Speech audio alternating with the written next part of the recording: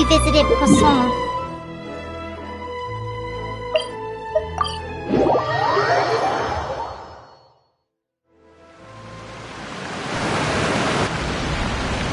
Hey, traveler. Paimon. Oh, Paimon knows that voice! Over here.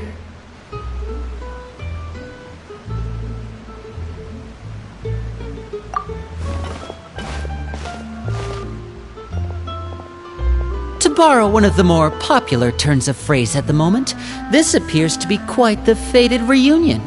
Running into you two out of the blue like this has really made my day.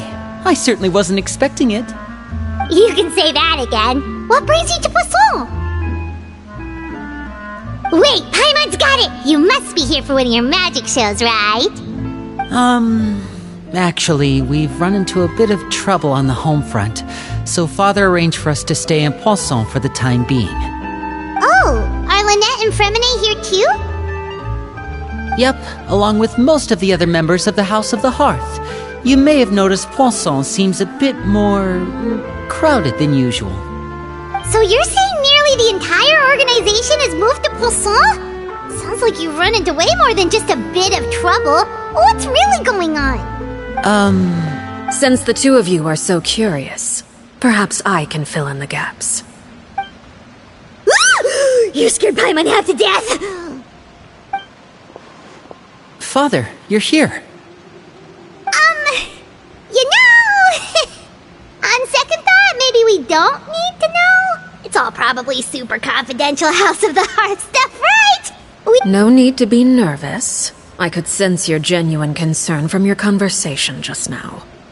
Of course, I can also understand your confusion. Sending so many Fatui here to Poisson, it's only natural that some might suspect an ulterior motive to be involved. I understand. I'm well aware you've had your fair share of confrontations with the Fatui in the past, and I can't exactly guarantee that we'll remain on good terms in the future. As for right now, however, I would say we have little reason to be at odds, wouldn't you agree? The House of the Hearth could stand to be more open with those who have worked so closely with us in the past. As for the issue at hand, well, it hardly relates to any ulterior motive. To be frank, it all stems from a certain rumor circulating around the House of the Hearth. It's an internal matter. What sort of rumor? A rumor that a certain phantom child is hiding away in the House of the Hearth. A phantom child? Ooh, just hearing the name is giving Paimon the creeps. A spirit that should have long ceased to exist is lurking in the shadows of the House of the Hearth. So I decided to bring the children to Poisson before continuing to investigate the situation. I expect I should be able to track down the spirit fairly quickly. After that, it's just a matter of resolving the situation, if you will. It shouldn't be much trouble at all. If you're curious, or if you still have some concerns, it might be advisable to stick around for a few days. I'm sure the children would be exceedingly pleased to welcome some visitors. Lyney, I'll leave you to entertain our guests. I have some matters to attend to. Of course, Father.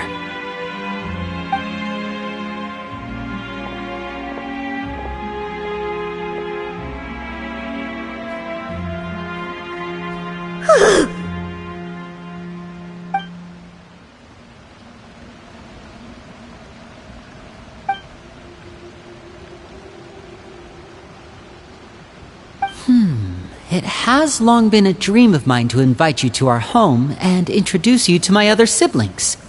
You're quite well known in the organization already. A lot of people have been talking about you, especially after everything with the prophecy. If you're willing, why don't you stay a while and have a little chat with us? Alright. We don't have anything else to do right now anyway. But let's be clear, we're just gonna be there as guests, okay? Don't get any funny... Oh, wait a second. For your guests, that probably means we'll be treated to lots of yummy food, right? Of course. During our stay in Poisson, we've been helping out the locals with some fishing. We bring in quite the bounty every day. In fact, today's the perfect chance for me to show you what I can do in the kitchen. Let's go. I'll take you to where we're staying.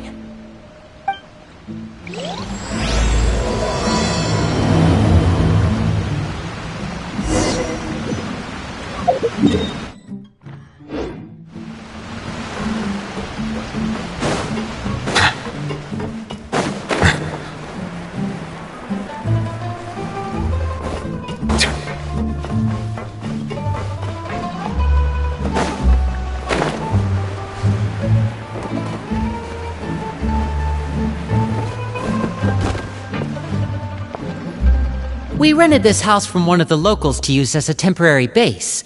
I'll come back later and tidy up a bit.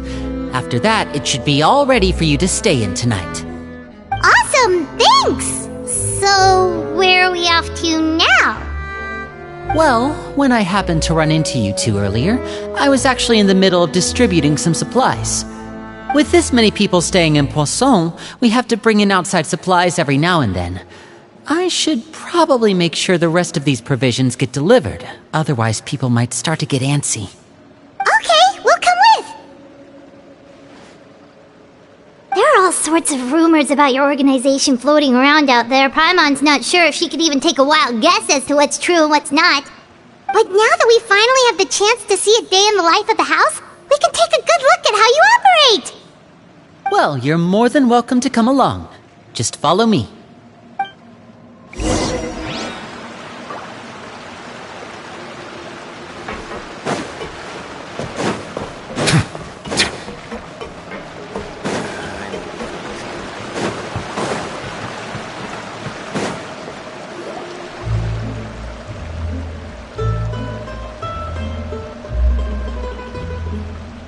Lyney! We're finally here! The supplies. I'm assuming you've... Brought them with me? Yep, here you go. Hello? Something caught your eye? It's the Traveler and Paimon! No way! Come here, everyone! Hurry! The Traveler and Paimon are here!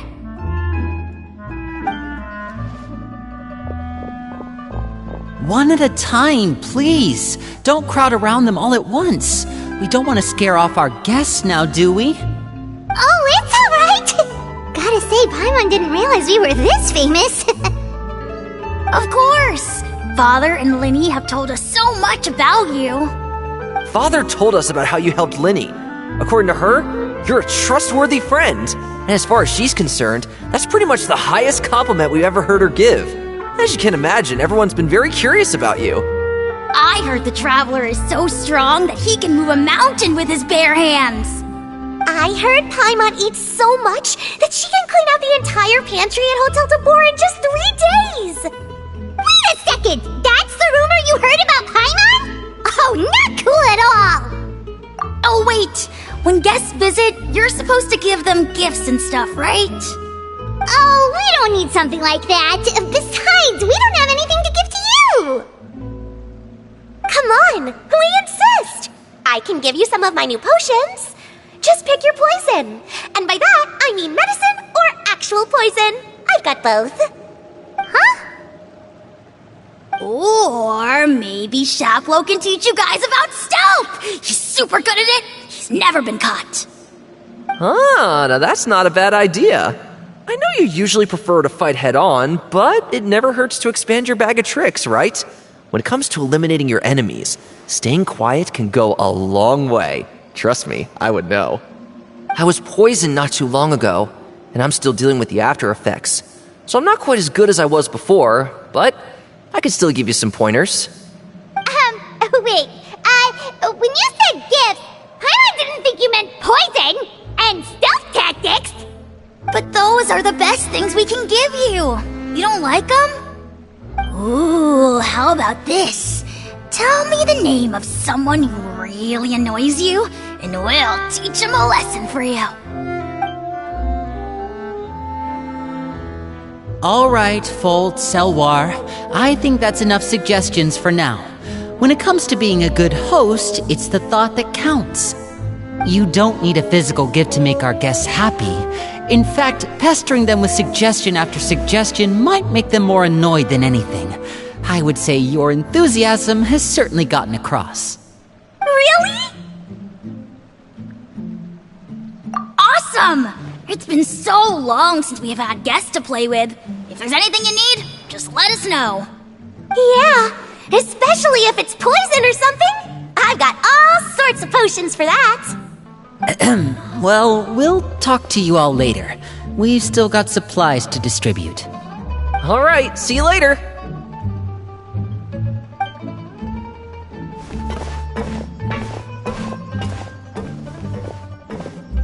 Bye!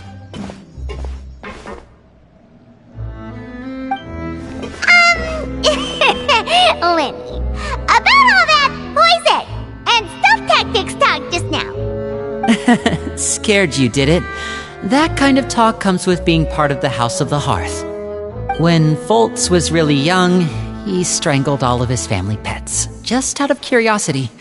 He was labeled a dangerous problem child and was abandoned by his family.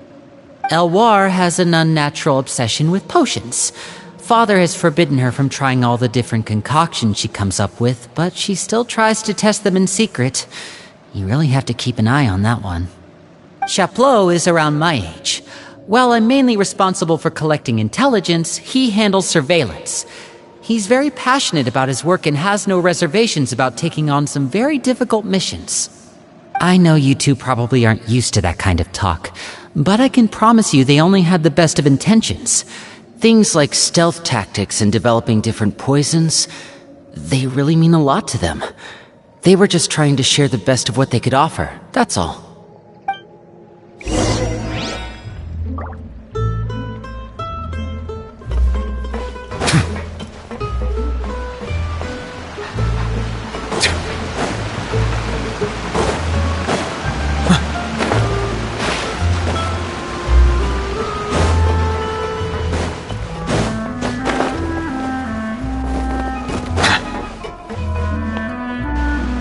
Filio, supplies are here. Thanks. And who are these two? Outsiders? Allow me to introduce you. This is the Traveler and Paimon. Oh, you're the famous duo I've been hearing so much about. It's nice to meet you. I heard you've traveled to all sorts of places. Is that true? Of course! We're making our way all across to that! Oh, good for you. You must be pretty familiar with Fontaine by now, then. Have you seen the new opera that started running recently? I think it's called... The 4,000 Thieves? Oh, this is the first we've heard of it. It seems like it's going to be fantastic. From what I've been able to tell from the posters, anyway. You should definitely check it out if you have the time. Oh, and there's The Blind Maiden, too. That one is supposed to have audience interaction. Seems pretty interesting. After this mission is over, I think I'll go get a manicure. Oh, maybe I should dye my hair. Wonder how much it'll cost. Is it just Paimon, or do these two seem much easier to get along with than the others? Looks like the House of the Hearth has some normal members after all. I heard that. Oops. I'm guessing you're referring to Foltz and the others? Yeah, we're definitely not all like them. I bet those crazies are practically foaming at the mouth right now. I'm sure they just can't wait to get back to Snezhnaya to carry out the plan. That's enough, Filial. Don't talk about family members behind their back, right? Whatever. Let's go. Guess this is goodbye then. If you ever have some time, we should go see the opera together.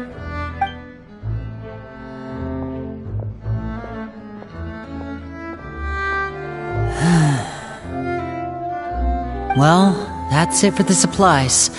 We should probably head back as well.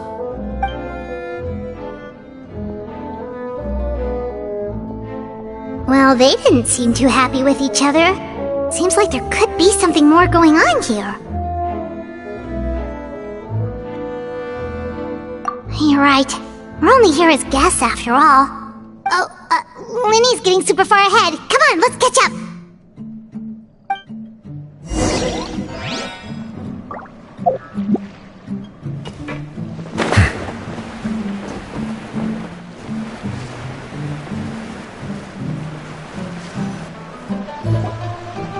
So, what do you think of the members you've met so far? Well, Father is always encouraging us to be strong-willed and independent. So if there's one thing we've got, it's people who aren't afraid to speak their mind. Well, I should probably get cooking. Wanna join? Of course! Then let's head out and... Freminet? What are you doing here? Fréminet, nice to see you again! You too. I heard you're here as guests of House of the Hearth. Welcome. We were just going to make some food. Why don't you come along? I could use some help in the kitchen, and I seem to remember you mentioning you wanted to make seafood soup for the traveler in Paimon. Seafood soup? Oh, Paimon is drooling already. Were you looking for something just now, Freminet? Maybe I can help. It's nothing. I just wanted to see if there were any extra supplies. Yeah, we've got some left over. What do you need? Some food and water. And some clean cloth, if possible. No problem. Give me a second here. Food, water... Wait a minute. What do you need all of those for? You're not on any missions as far as I'm aware, and you were just going to come eat with us. I thought I'd grab an extra portion because I get hungry at night. Could be because I'm growing, you know, and... Freminet, you remember what I told you? You're not like me. Your lying skills still need some work. Tell me what's going on. Is it really bad enough that you have to keep it from your own brother? Maybe it'll be better if we gave them some space.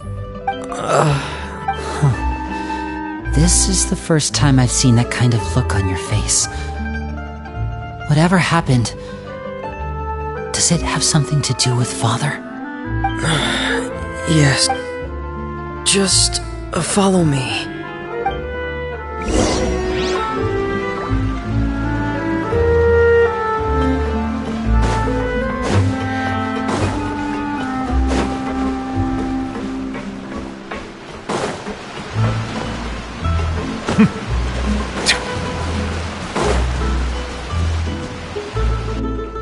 You're back! Oh, and you've brought some friends with you this time! Hello, my name's Lyney. I grew up in the House of the Hearth. And you are? Hi, Lyney. I'm also a child of the House of the Hearth, just like you. You can call me Clairvy. Clairvy? It's nice to meet you. Does that name ring any bells, Lyney? No, not at all. That's not a name we have on our roster, I'm sure of it. What I'm not sure of, though, is how she managed to sneak in. She must be the phantom child Father's been searching for. From the looks of it, I'm guessing you were the one that found her, Freminet. You, haven't told Father, have you? No, I haven't told anyone. I've just been keeping her hidden. For how long? About half a month now. So ever since we got to Poisson, then. Do you have any idea what you're doing? I know what I'm doing. Really? 'Cause from where I'm standing, it looks like you're hiding the very person Father has been trying to find. If Father finds out about this, everyone involved is going to be punished. You know the rules of the house, Freminet. I know you do. Father doesn't tolerate any form of betrayal. So why are you doing this? I've thought it through. And I just can't hand her over like that. Lyney, don't you remember last year? Sheplo nearly died after getting poisoned during that one mission. He wasn't able to get back before the poison started taking effect, and not a single person was there to help him. That night, while I was sleeping, I heard a voice telling me to go save him. I opened my eyes, but I couldn't find the source of the voice. I thought maybe I was just hearing things, but I went to look for him anyway. Luckily, I got there with enough time to save his life. That feeling of being haunted, of hearing voices, it's happened many times in the House of the Hearth. I'm sure you've noticed. So what you're saying is, that was her? She was the one who spoke to you that night? Unless there are other spirits roaming around the House of the Hearth, I don't think there's any other possibility. If Clairvy were our enemy, it wouldn't matter whether she was a spirit or an actual child. I would have acted without a second thought, because that's what Father ordered us to do. But she's been living with us, helping us from the shadows all this time. I think that makes her family. I couldn't just hand her over to be dealt with. Not when there's so much we still don't know. So what's your plan then? You can't keep her here forever. Someone is bound to find out eventually. I haven't thought that far yet. I don't want to disobey an order from Father, but I also don't want to put Clairvy in danger. Come with me. There are a couple things I'd like to say to you in private.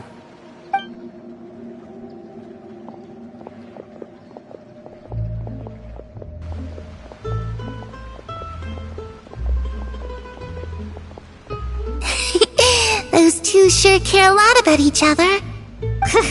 Well, they got a funny way of showing it. From where Paimon was floating, it sure seemed like they were about to bite each other's heads off. No way! They have a really deep bond! I could tell right away, 'cause I also have a friend like that. I just don't know how long that kind of bond can last. The darkness in the house runs deeper than you can imagine. No one can get out alive. I'm sorry, Lyney. I really didn't mean to drag anyone else into this. Oh really? You didn't mean to? 'Cause I for one wish you did. Huh? What do you mean? You know, when we were younger, you didn't call me Lyney. You called me brother, just like Lynette. We grew up together, the three of us. We were all orphans, all rescued by Father. Of all the siblings in the House of the Hearth, I think our bond was the closest. Later on, when you started calling me Lyney, I wasn't actually surprised. After all, Lynette and I are related by blood. We've had to depend on each other to survive long before we joined the house. Lyney, The darkest and most difficult moments of my life happened before you and I had ever met. I'm sure that's true for you as well. Even so, Freminet, we've stood by each other for all these years now, and to me, that means more than blood. You and Lynette are the most important people in my life. No one can replace you. So I won't let you face anything alone. Not if I can help it. Oh, looks like things are getting kinda heated between Lyney and Freminet. Maybe we should go check on them. Oh, it's raining. I should put my clothes away. Hey you two! Hope we aren't interrupting anything. Like a fight, or... Oh, wait a minute, Freminet. You're not crying, are you? Is everything alright? everything's fine. Thanks for asking. Well, we're all friends here, right? We've been through so much together, so if there's anything we can do to help, just say the word. It's just a small family dispute. It's not something our guests should trouble themselves with. In fact, it might be better if your stay ended here.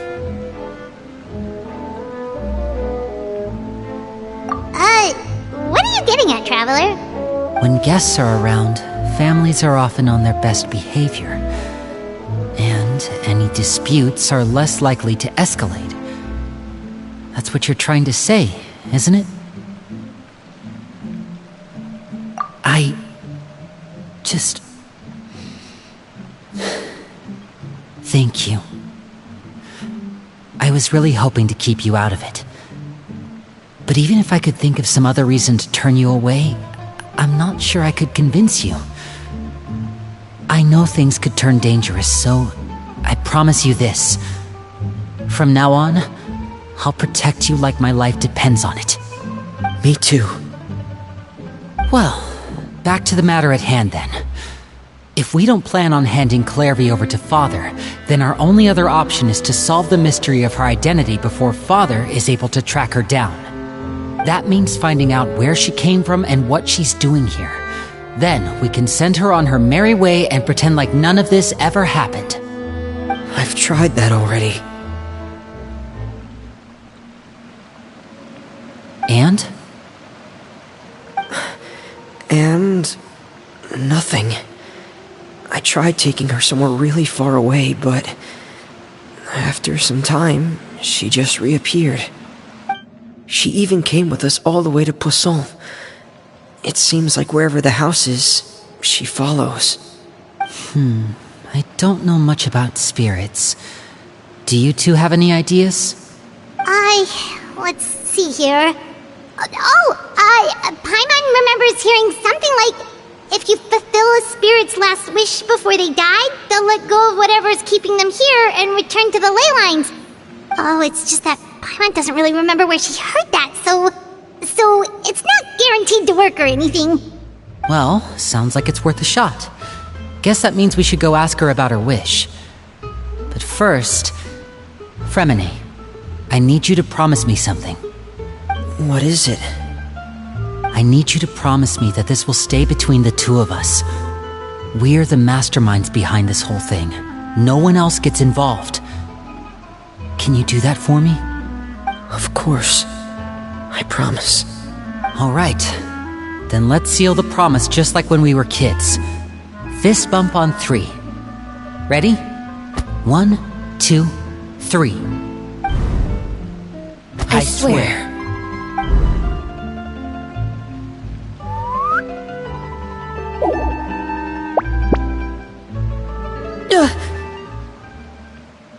Whoa!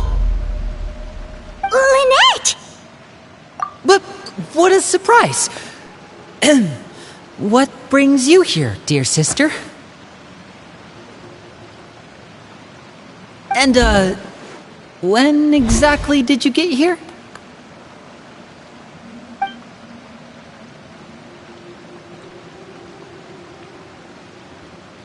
You're an idiot, brother. And you too, Freminet. You 3, Traveler. And you 4, Paimon. Wait, what did we do? I've seen Clairvy around the House of the Hearth before. I hadn't seen her in Poisson, so I figured she must not have come with us. But it turns out, you were just hiding her. I heard you talking about your plan. Rather than steering clear of the situation, I'd rather fully join in.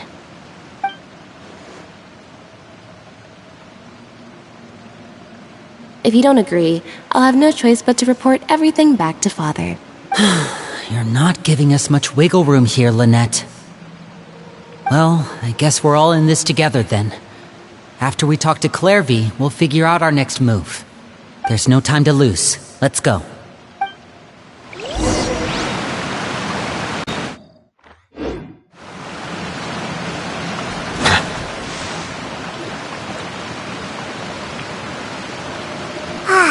I'm full.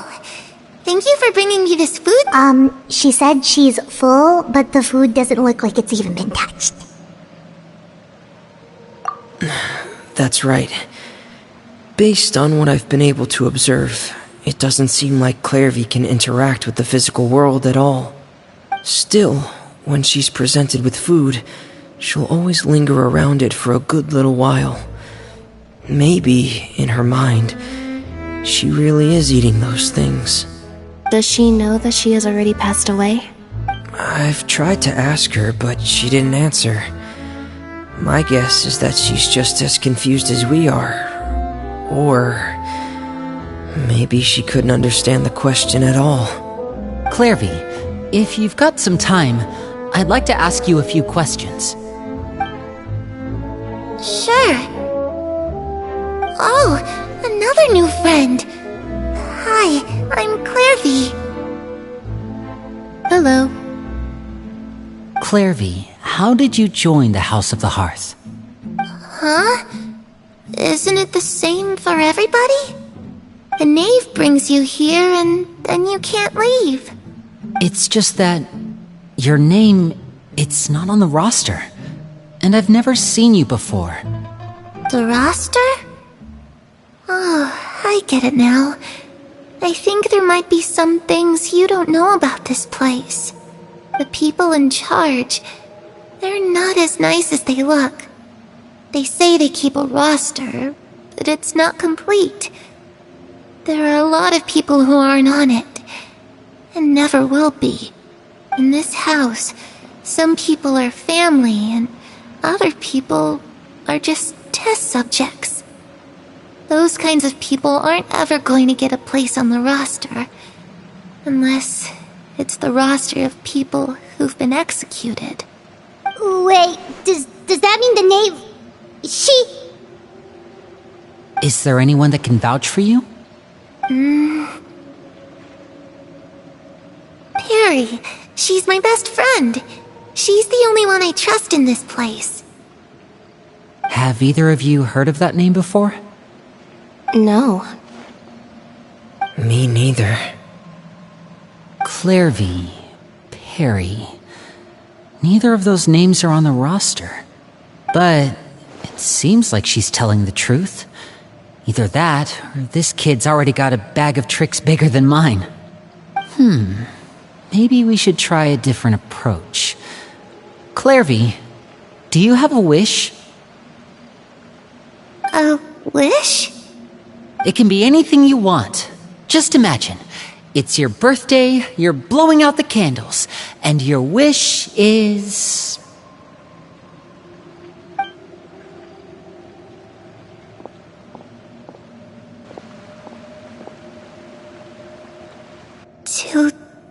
To go outside, where the sun can find me. That's... it? Well, that sounds easy enough. The darkness in the house runs deeper than you can imagine. No one can get out alive.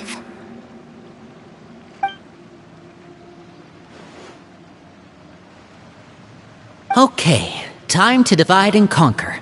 I'll try and find a way to use basic illusory magic to take Clairvy outside and bring her somewhere with sunlight. Lynette, try and find the list of executions that Clairvy was talking about, and see if her name is on it. Freminet, you stay in Poisson. We can't be the only ones who've had run-ins with Clairvy.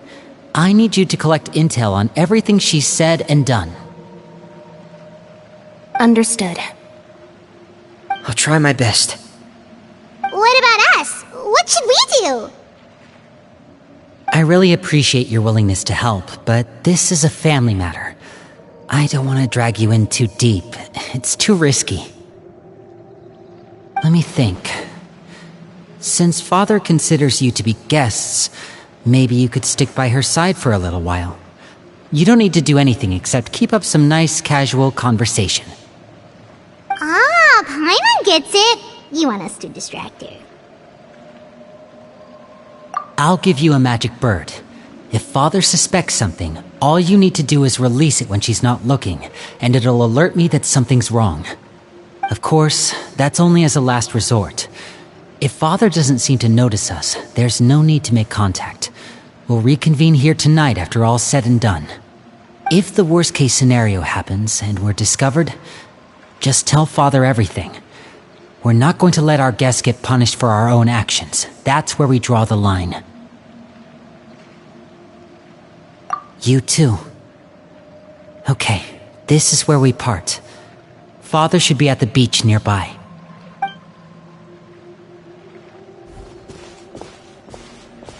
I really hope this goes well.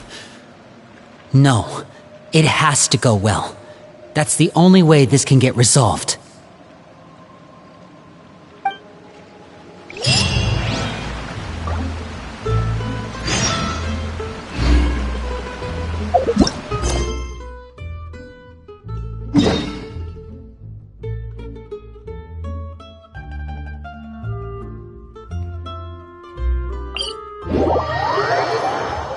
I see the value in my own work, but I also see the meaning in all the endeavors of the people of Fontaine.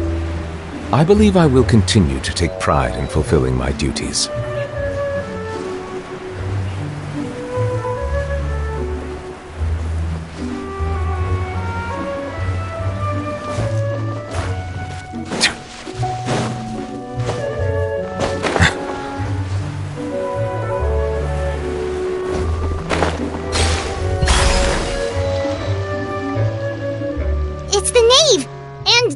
Child!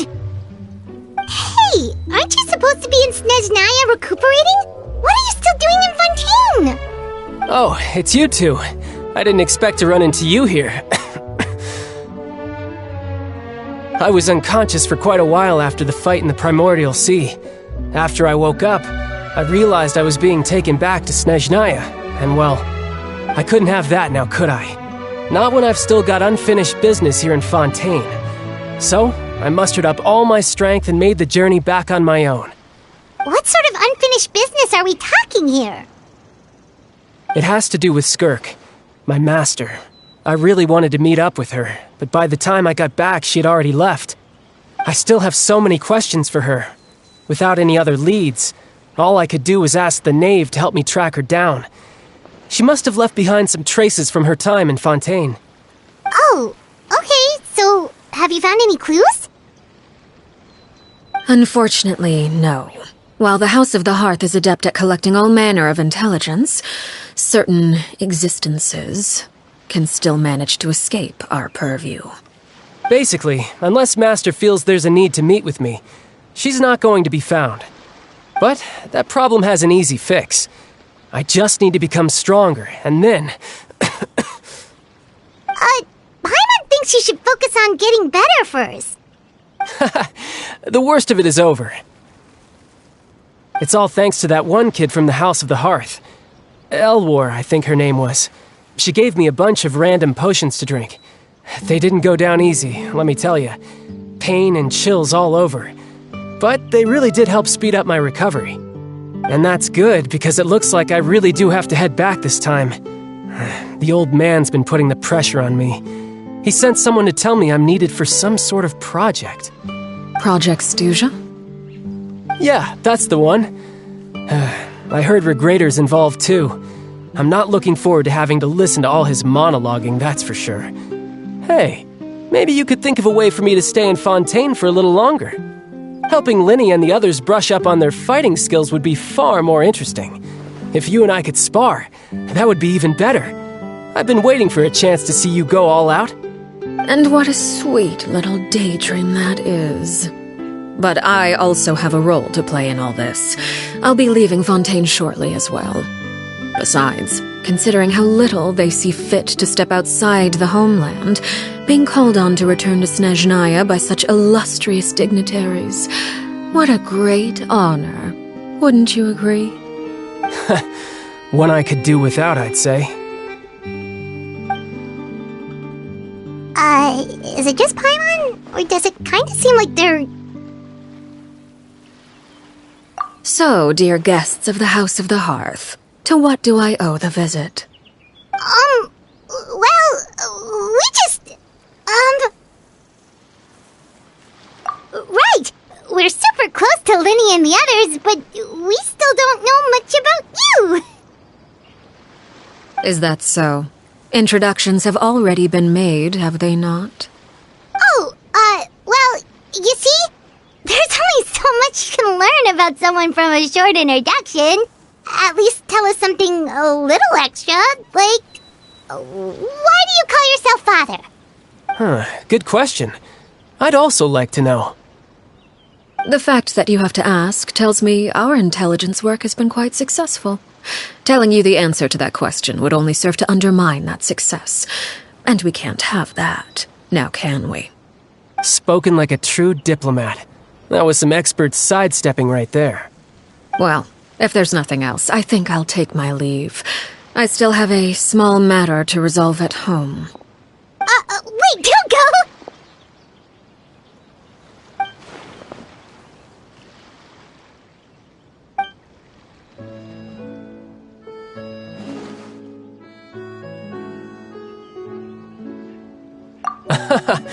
I'd also like to hear the answer to this. I've met some of the members of your organization, and they all seemed like really good kids. They actually reminded me of Tonya and Tusser.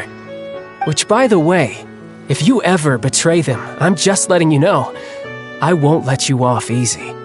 And why would I betray them? Well, you've already betrayed the House of the Hearth once, haven't you? At least, that's what I heard.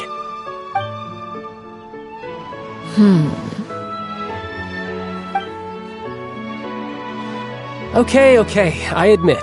That's just what the old man told me. The rooster, I mean.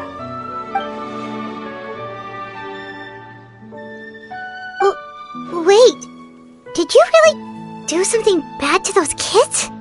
Never mind what I've done. I'm more curious as to what the mighty rooster had to say. Care to enlighten me? Well, nothing much.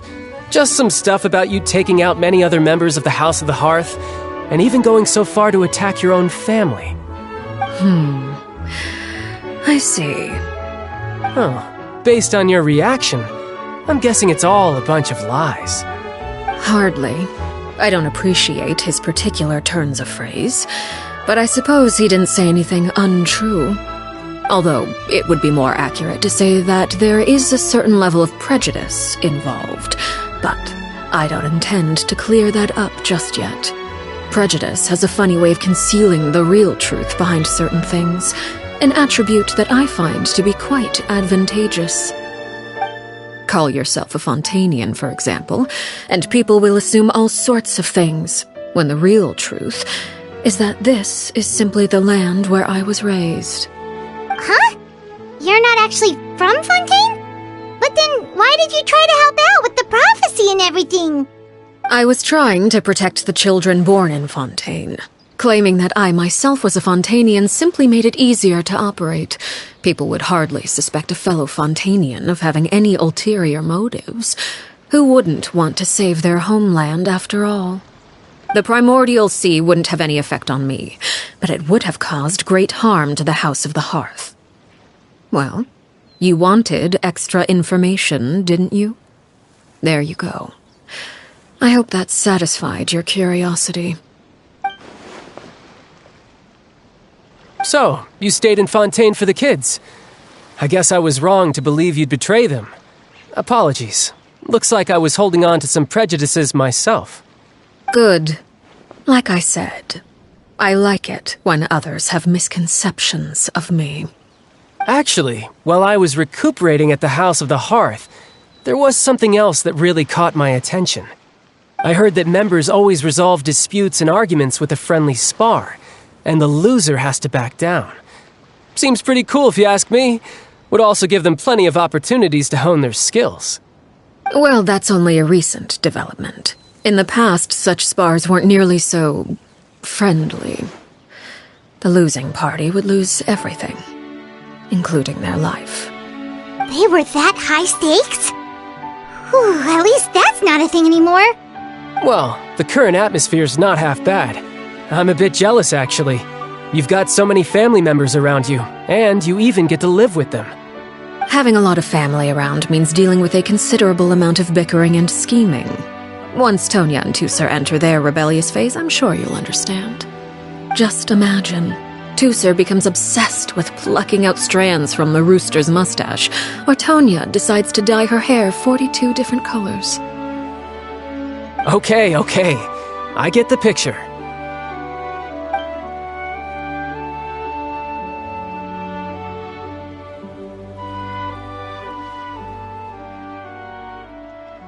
Well, would you look at the time?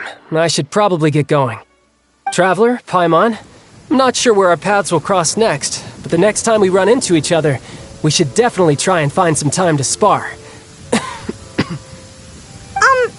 Again, maybe this is a conversation we can have when you look less like you're gonna keel over. All right. Well, thanks for everything, Arlecchino. No thanks necessary. You also played a part in obtaining the Gnosis. I would say we can call ourselves even. I like the sound of that. Well, I'm off. See you all some other time. We should probably get going too. Do you want to head back with us? Oh? You want me to leave so soon? Oh, well, you see, I'm rather enjoying the evening breeze. If you don't mind, I think I'll stick around for a bit. I have some things to think about. Apologies for not attending to you like a proper host. Please forgive this slight.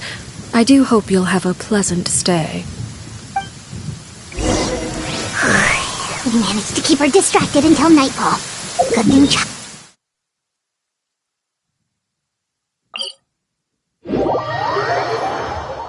Oh, I wonder if Lyney ran into any issues. Let's hurry back and see how everything went.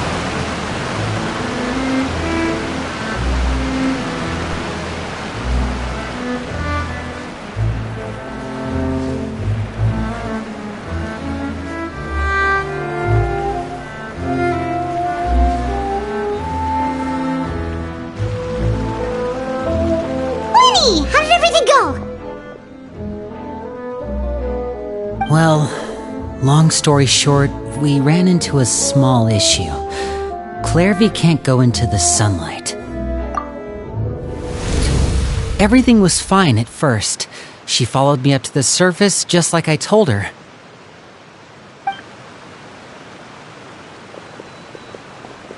But as I led her out of the shadows and into the sunlight, she vanished. I turned around and there she was, standing at the edge of the shadows, silently watching me. Huh. Maybe she's afraid of sunlight, or... No, it wouldn't be her wish if that were the case. Well, we could always try... Oh, true. I've pretty much tried it all already. Nothing worked. Eventually, the sun went down, so all I could do was bring her back here. How did it go with you, Lynette? Good. I've got the list. It's right here. Really? Well, what are we waiting for? Let's take a look!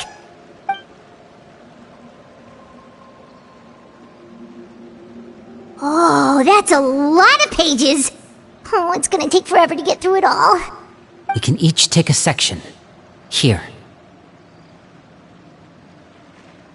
La Pouillade, l'endroit, Chambel, horaire.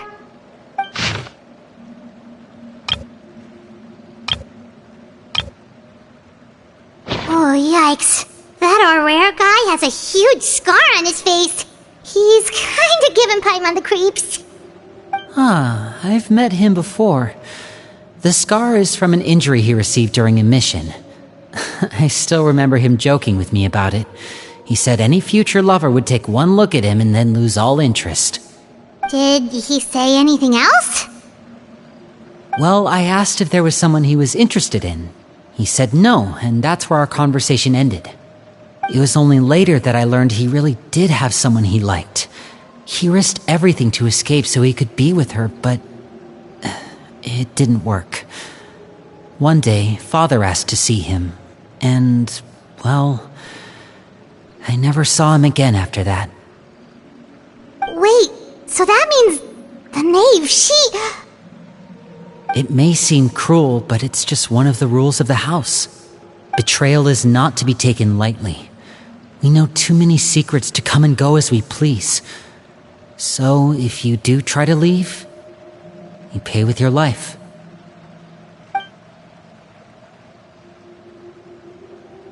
Her name's not here, huh? Well, that's not too surprising. It doesn't seem like this list is complete. It only contains records dating back around 5 years. Let's shift our attention then. Freminet, were you able to find anything out? Freminet. Sorry. I was thinking about something. I managed to talk to quite a few people, but I couldn't help but notice that the atmosphere in the house was a little... strange. Strange? Yeah, I mean, I know there have been arguments in the past, times when people haven't gotten along. Chaplot and Filial are a good example of that. Oh, those are two of the people that we met while delivering supplies. Paimon can see how they might not get along. They had very different vibes, and their, interests seem to be pretty different as well. That's to be expected, actually. Father brought us all here, shared her knowledge with us, taught us how to fight. That's one thing we all share. But that's also where the similarities end. not all of us feel the same desire to stay here. As members of the House of the Hearth, we're also considered part of the Fatui. And to a lot of people, that's an identity they never asked for. Certain members get older and realize they want something else for themselves. But considering the rules of the house, most people would never say that out loud. People like Chaplot and Foltz are loyal to Father and her vision. They're proud to be part of the Fatui. Filial and Nantoy, on the other hand, well, they aren't quite as enthusiastic. These kinds of conflicts have always been there. It's not like Father is in the dark about any of this. Well, that's true. But it just feels like things have gotten worse lately. Filial and the others, it seemed like they were meeting in secret to talk about something.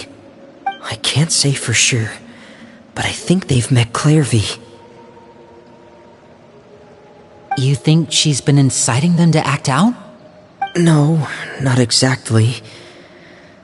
But I wouldn't be surprised if she said something to them about the darkness in the house and how deep it runs. She's told me about it before. Experiments being run on children.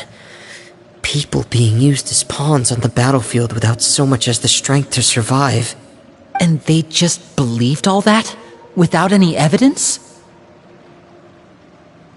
Clairvy's words probably gave them the excuse they were looking for. Whether they actually believe them to be true is secondary.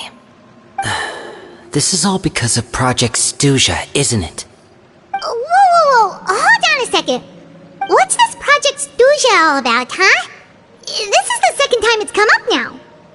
Sorry, but I'm not sure of the details either. I only know what Father has told us, which is that it's something the Rooster and Regrator have been working on together.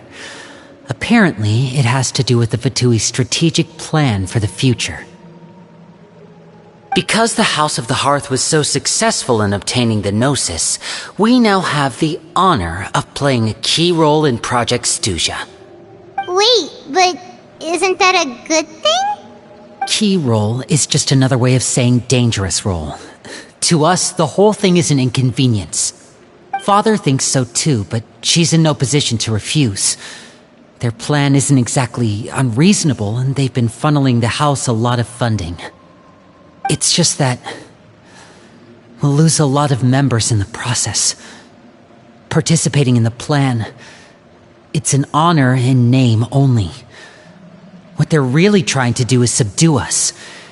The existence of an intelligence organization outside their control makes them feel uneasy.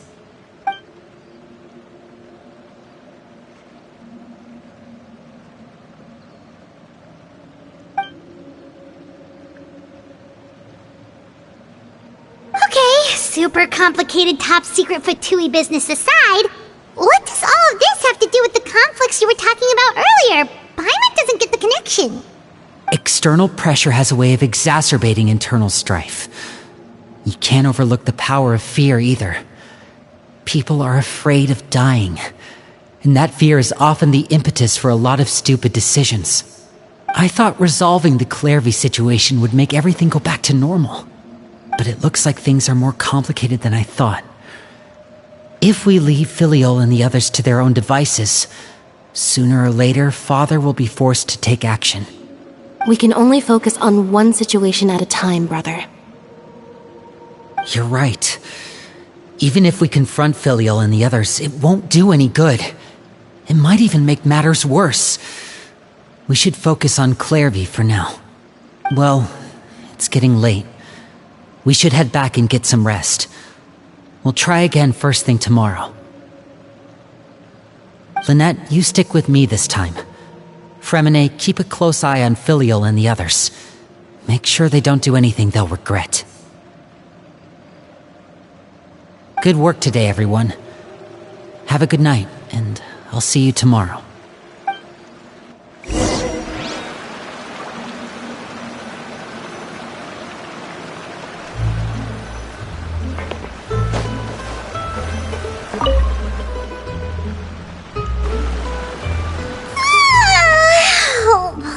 just looking forward to an early night, but she can't sleep at all.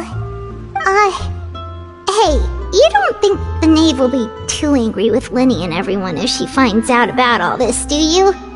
She's even scary when she smiles. If she were to actually get angry... Ooh, you have to protect Paimon if that happens, okay, Traveler? Oh, well, in that case, we should just plan on running away. We'll grab Lyney and the others and we can make a break for it as fast as we can. Look! Look over there!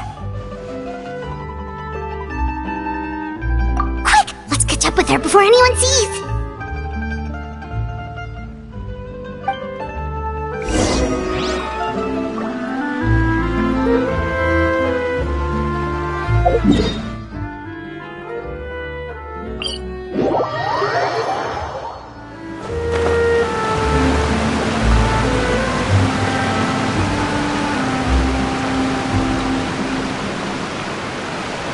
Over there!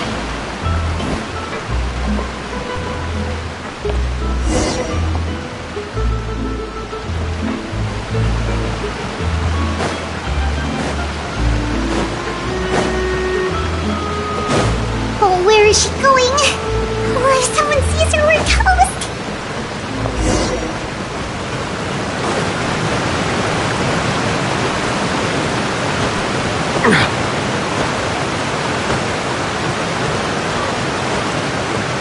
Oh, look! She stopped!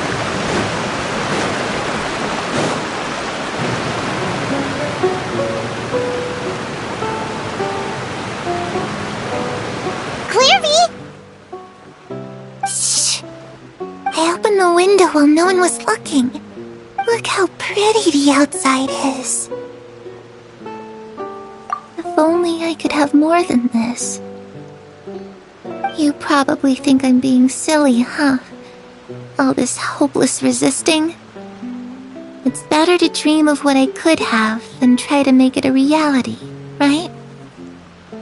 Please, help us get on the same page here, Clary. We need you to tell us what you know. Can you do that? Sure. Although, after you hear all this, I think you might regret that decision. Everyone in this family is nothing more than a tool. Something to be used and exploited. We're all expendable. Including me. As long as you're useful, you get to stick around. Lose your value, and you're handed over to the doctor, experimented on, and given a fate worse than death. I've seen it happen again and again, and I've had enough. You're saying the Knave did all that? It's just, that doesn't seem like something she would do. She's scary and all, but it seems like even she has lines she wouldn't cross. I knew you wouldn't believe me. Everyone thinks she's a good person. They all think of her like a real mother. Mother? But she doesn't deserve that title. She's disgraced it and tarnished it. And if I had things my way, I'd never see her again. If only Perry were here, she'd understand. Perry. There's that name again. Also, Paimon's getting a strange feeling. It almost feels like she's not really here with us. Paimon can't tell if she's actually talking to us or if she's mistaken us for someone else. Well, in any case, it seems like she really needs someone to talk to. We should keep her company for a little longer. She looks so young. But it seems like she's been through a lot. It's getting windy. I should close the window. Ooh, look at the moon. Isn't it pretty? Hey, wanna hear a secret? I heard that if you look up at the night sky in Snezhnaya, you can see the aurora. It's supposed to be super pretty. Even prettier than the moon tonight. Perry and I promised each other that once we're older, we're gonna go see it together. But I can't find her. I'm worried she's also been... No, that wouldn't happen to her. She's special. Mother likes her a lot. I should really go talk to Mother, but we just fought. She doesn't want to see me, and I'm too scared to face her. What should I do?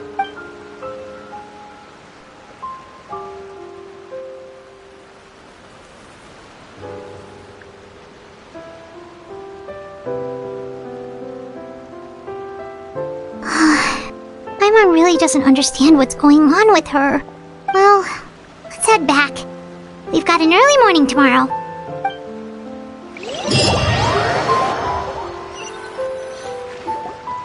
All right, looks like we're all here. Let's go ahead with the plan. Oh?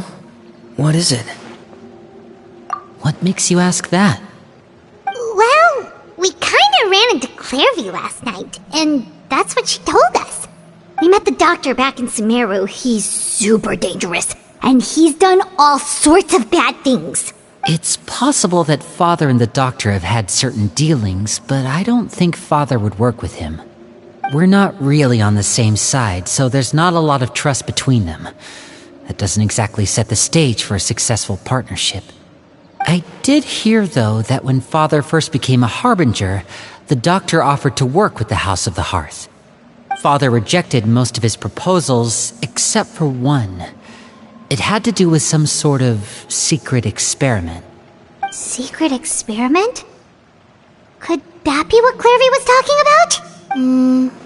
I don't think so. I don't know any details about the experiment itself, but I do know it's an entirely independent operation. The doctor only proposed a direction for the research.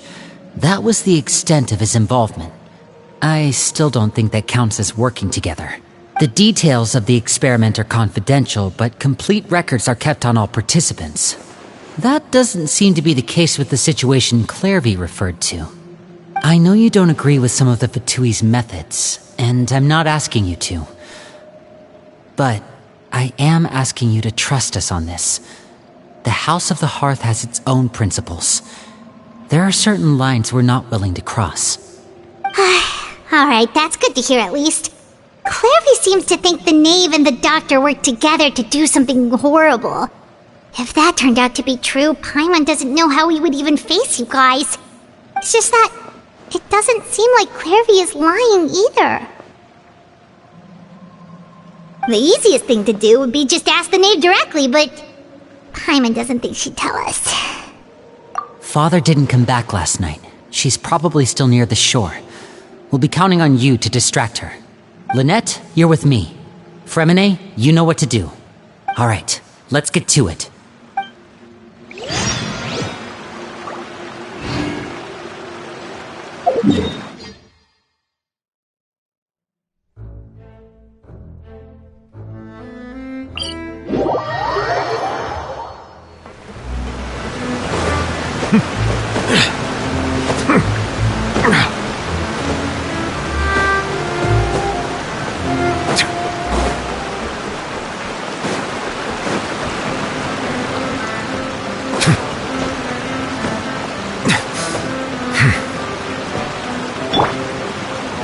One with nature.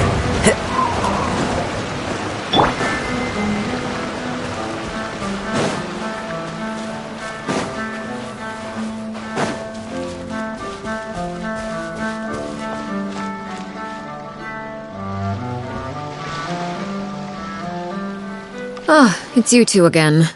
I must say, you look a bit pale. Did you have trouble sleeping last night? A little. Perhaps if you had less on your mind, you'd be able to absolve yourself of such troubles. So what are you planning to do now? Catch up on some sleep? Or should I give you some time to rack your brain for a topic to discuss before I ask any questions? Although I must profess to being curious. Without child here, how do you plan on distracting me? Us? Distract you? A good one. But no, we were just here for a chat. Looks like you could have used some extra time to think. No matter, don't worry. I'll be sure to steer clear of any scheming children. The ocean breeze is sure nice today. Children always think they can hide things from the grown-ups, but nothing gets past me. least of all a little scheming. I think I'll let them have at it for a little longer. I can be very patient. Well, I'll leave you to think things over. If you're so inclined, meet me outside the Palais Mermonia. Good things come to children who do as they're told. So I do hope you decide to tag along, if only for your friends' sakes. What should we do? She clearly knows about everything we've been doing, and Paimon doesn't think it'd be a stretch to say she was threatening us just now.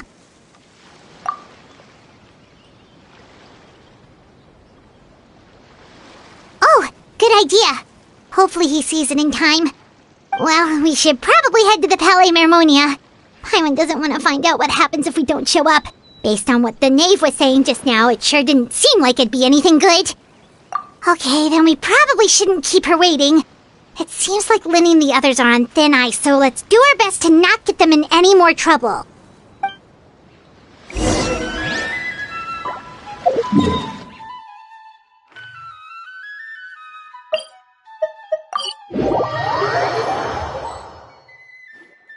Seeing as we still have some time before my meeting, we might as well enjoy some pleasant conversation while we wait. I'm glad to see you get along with my children. Being surrounded by good companions is necessary for a child's development. You're not planning on doing anything to them, are you? I assume you're referring to Lyney, Lynette, and Freminet. Although, there's that situation with Filial and Nentoy as well. It appears quite a few people have been acting out lately. No matter, I'm not one to discriminate. All those who betray the house meet the same fate. There are no exceptions. Does that mean you're going to kill them? Oh, are you here to beg for their lives? I'm sorry to disappoint, but the rules of the house change for no one. In my organization, everyone is responsible for their own actions. But don't you care about them at all? They really respect you. They even call you father. You must feel something for them. Any organization in which feelings come before principles is one destined for ruin. The House of the Hearth is hardly an exception. You could say our principles are more stringent than most. Perhaps I can offer you this consolation at least. As our guests, you two will not be held accountable along with them.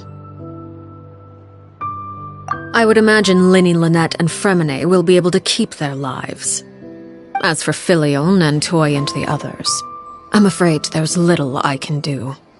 They can try to escape, but once you know our secrets, there's no getting out alive.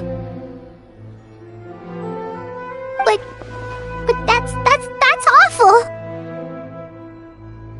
Ah, you seem concerned. Out of consideration for my guests, I suppose I could turn a blind eye for a little longer. If Lyney and the others manage to dispose of Clairvy in the meantime, all evidence of their wrongdoing will be lost. In that case, I could hardly punish them for something I couldn't prove. If their efforts are unsuccessful, on the other hand, all will be held accountable, and the punishment will be severe. Of course. Oh, and here, I believe this belongs to you. Do try and keep better track of it next time. It takes a considerable amount of time to train a bird like this. It would be such a pity if you were to lose it. Permanently. Wait, where did you get that? Well, I'm afraid that's all the time we have to chat. Now, for the matter at hand. I asked you to meet me here because I have business at the Palais Mermonia. It has nothing to do with you, but I think it would be prudent for you to stick by my side for the time being. There will always be time later to run off and tell Lyney what you've learned. Well, time to go. Looks like we wrapped things up just in time.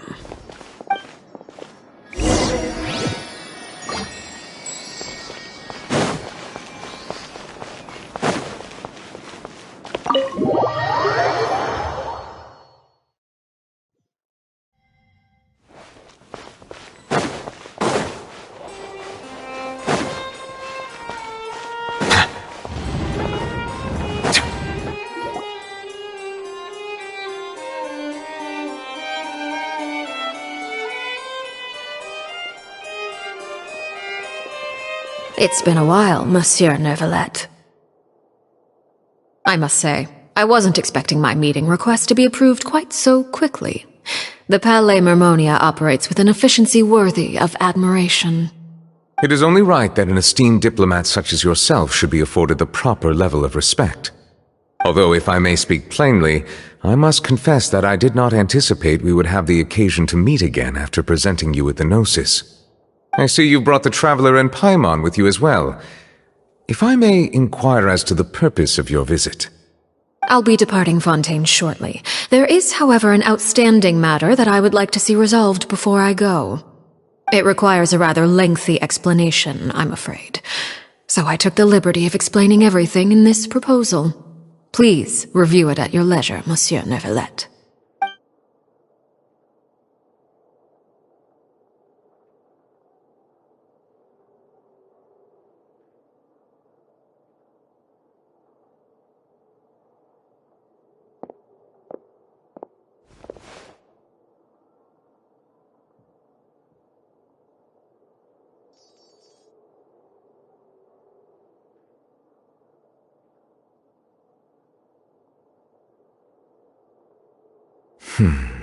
I understand your request. However, at the risk of causing offense, I must admit that I fail to see why you would wish for such a thing. I heard you have a certain fondness for water tasting, Monsieur Neuvillette, so allow me to use water as an analogy. A family is like a large body of water with countless rivers flowing in and out. As someone who watches over this system, I would hope that each river that flows from the source will eventually reach the ocean. Of course, objectively speaking, I know this is impossible.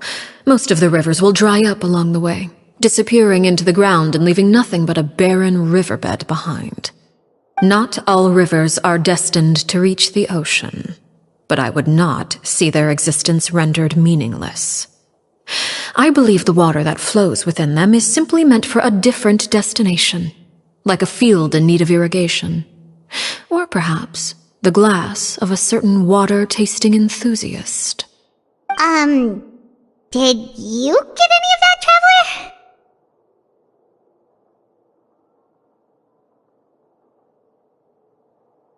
Your words paint an optimistic picture indeed. Allow me to remind you, however, few among us are willing to sip from a glass filled with tainted water. It may have been tainted at one point in time, but not to worry. I'll make sure it's strained of all impurities and returned to its cleanest form. I seem to recall there being a transactional aspect to your proposal. Perhaps you could expound on that? If you accept my proposal, Monsieur Neuvillette, I will gradually withdraw my forces from Fontaine. And, unless absolutely necessary, I will no longer carry out any special missions within Fontaine. I presume I can take your words to mean that, in the future, cases similar to the Tartuffe assassination will cease to cross my desk? Tartuffe? Ah, that thief who embezzled funds from all those charities, you mean? My deepest condolences to his family, but without any evidence, I cannot imagine how the House of the Hearth might have been involved in his passing. Of course, if you accept my proposal, Monsieur Neuvillette, I'm sure certain measures could be taken to reduce the frequency of such troubles. You choose your words carefully indeed. In that case, I am inclined to accept your proposal. My thanks for your generosity, Monsieur Neuvillette. Well, with that settled, we should be going now. I took the liberty of bringing along 2 bottles of spring water from Snezhnaya for you to enjoy. I do hope I get the chance to hear your impressions. Perhaps at our next meeting, yes? Indeed. I trust you would not overlook your commitment in the meantime. All right, Traveler Paimon. Time to go.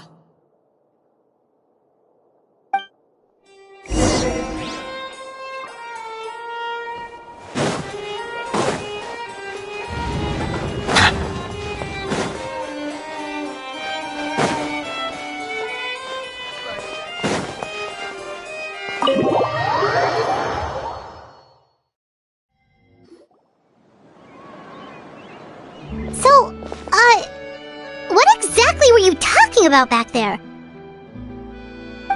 only heard you mention some rivers, a large body of water, and then some kind of irrigation scheme. You really want to know? I would imagine there might be more pressing concerns at the moment. Lyney, Paimon really hopes everything's going okay.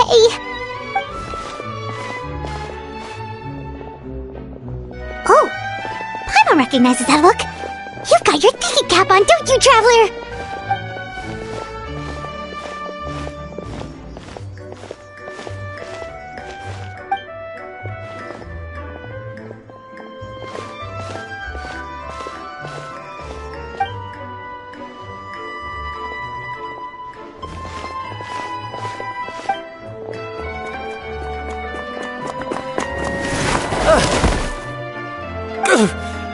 Oh, shoot.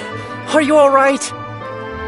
Oh, jeez. I'm so sorry. I was so focused on selling these papers, I wasn't looking where I was going. Well, let me make it up to you at least. Here, take this paper. On the house.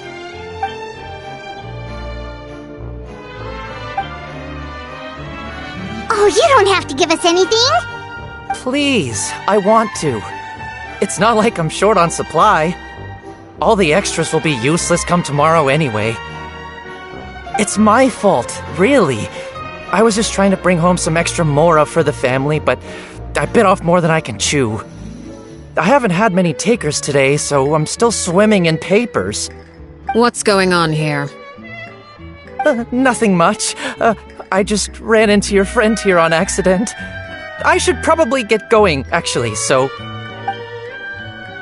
Hold on. Of course, I'm happy to compensate you with mora, it's just... I don't have any on me at the moment. I'll take 3 papers. Here. Your payment. Oh! Thank you for your patronage. May the Archons bless you with good fortune. If only I had the chance to run into such generous customers every day. I should probably just take on a smaller inventory though, right?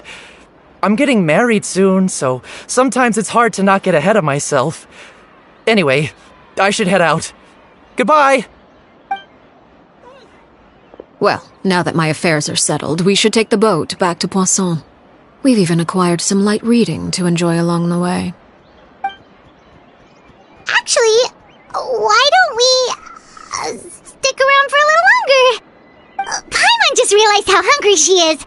She can't head back to Poisson on an empty stomach.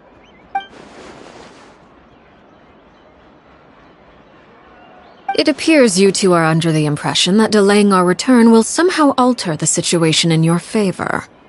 I'm sorry to ruin your fantasy, but your efforts are meaningless. That being said, I could be persuaded to give Lyney some extra time. I just have one condition. If you agree to my request, I'll even answer some of your questions. You're quite curious about Claire V, are you not? And my relationship to her. Wait, why are you being so generous all of a sudden? You're not gonna ask us to do something bad, are you? You overestimate yourself. You don't have the talent for bad things. Then what can you possibly... The most important consideration in a negotiation is that both sides receive something they want. Demands and threats only get you so far. Wonderful. Here it is. When the time comes, make the choice that you deem most appropriate in the situation, and lend your help to the House of the Hearth. Okay, sounds normal enough. But what do you mean, when the time comes? When is that supposed to be? That is for you to decide. Then we have a deal. Follow me.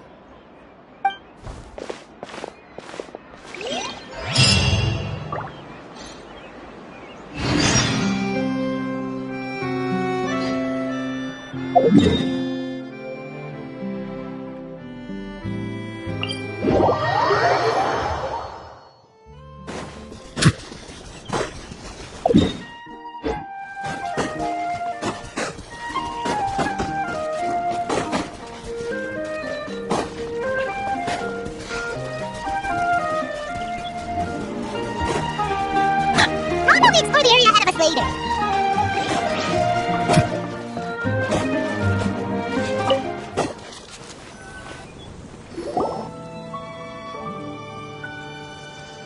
What is this place? Somewhere long forgotten by everyone. It used to be a grand building. Now it's nothing more than a pile of rubble. No one comes here anymore, nor does anyone care about what once happened here. Although, this place does have something to do with the story I'm about to tell you.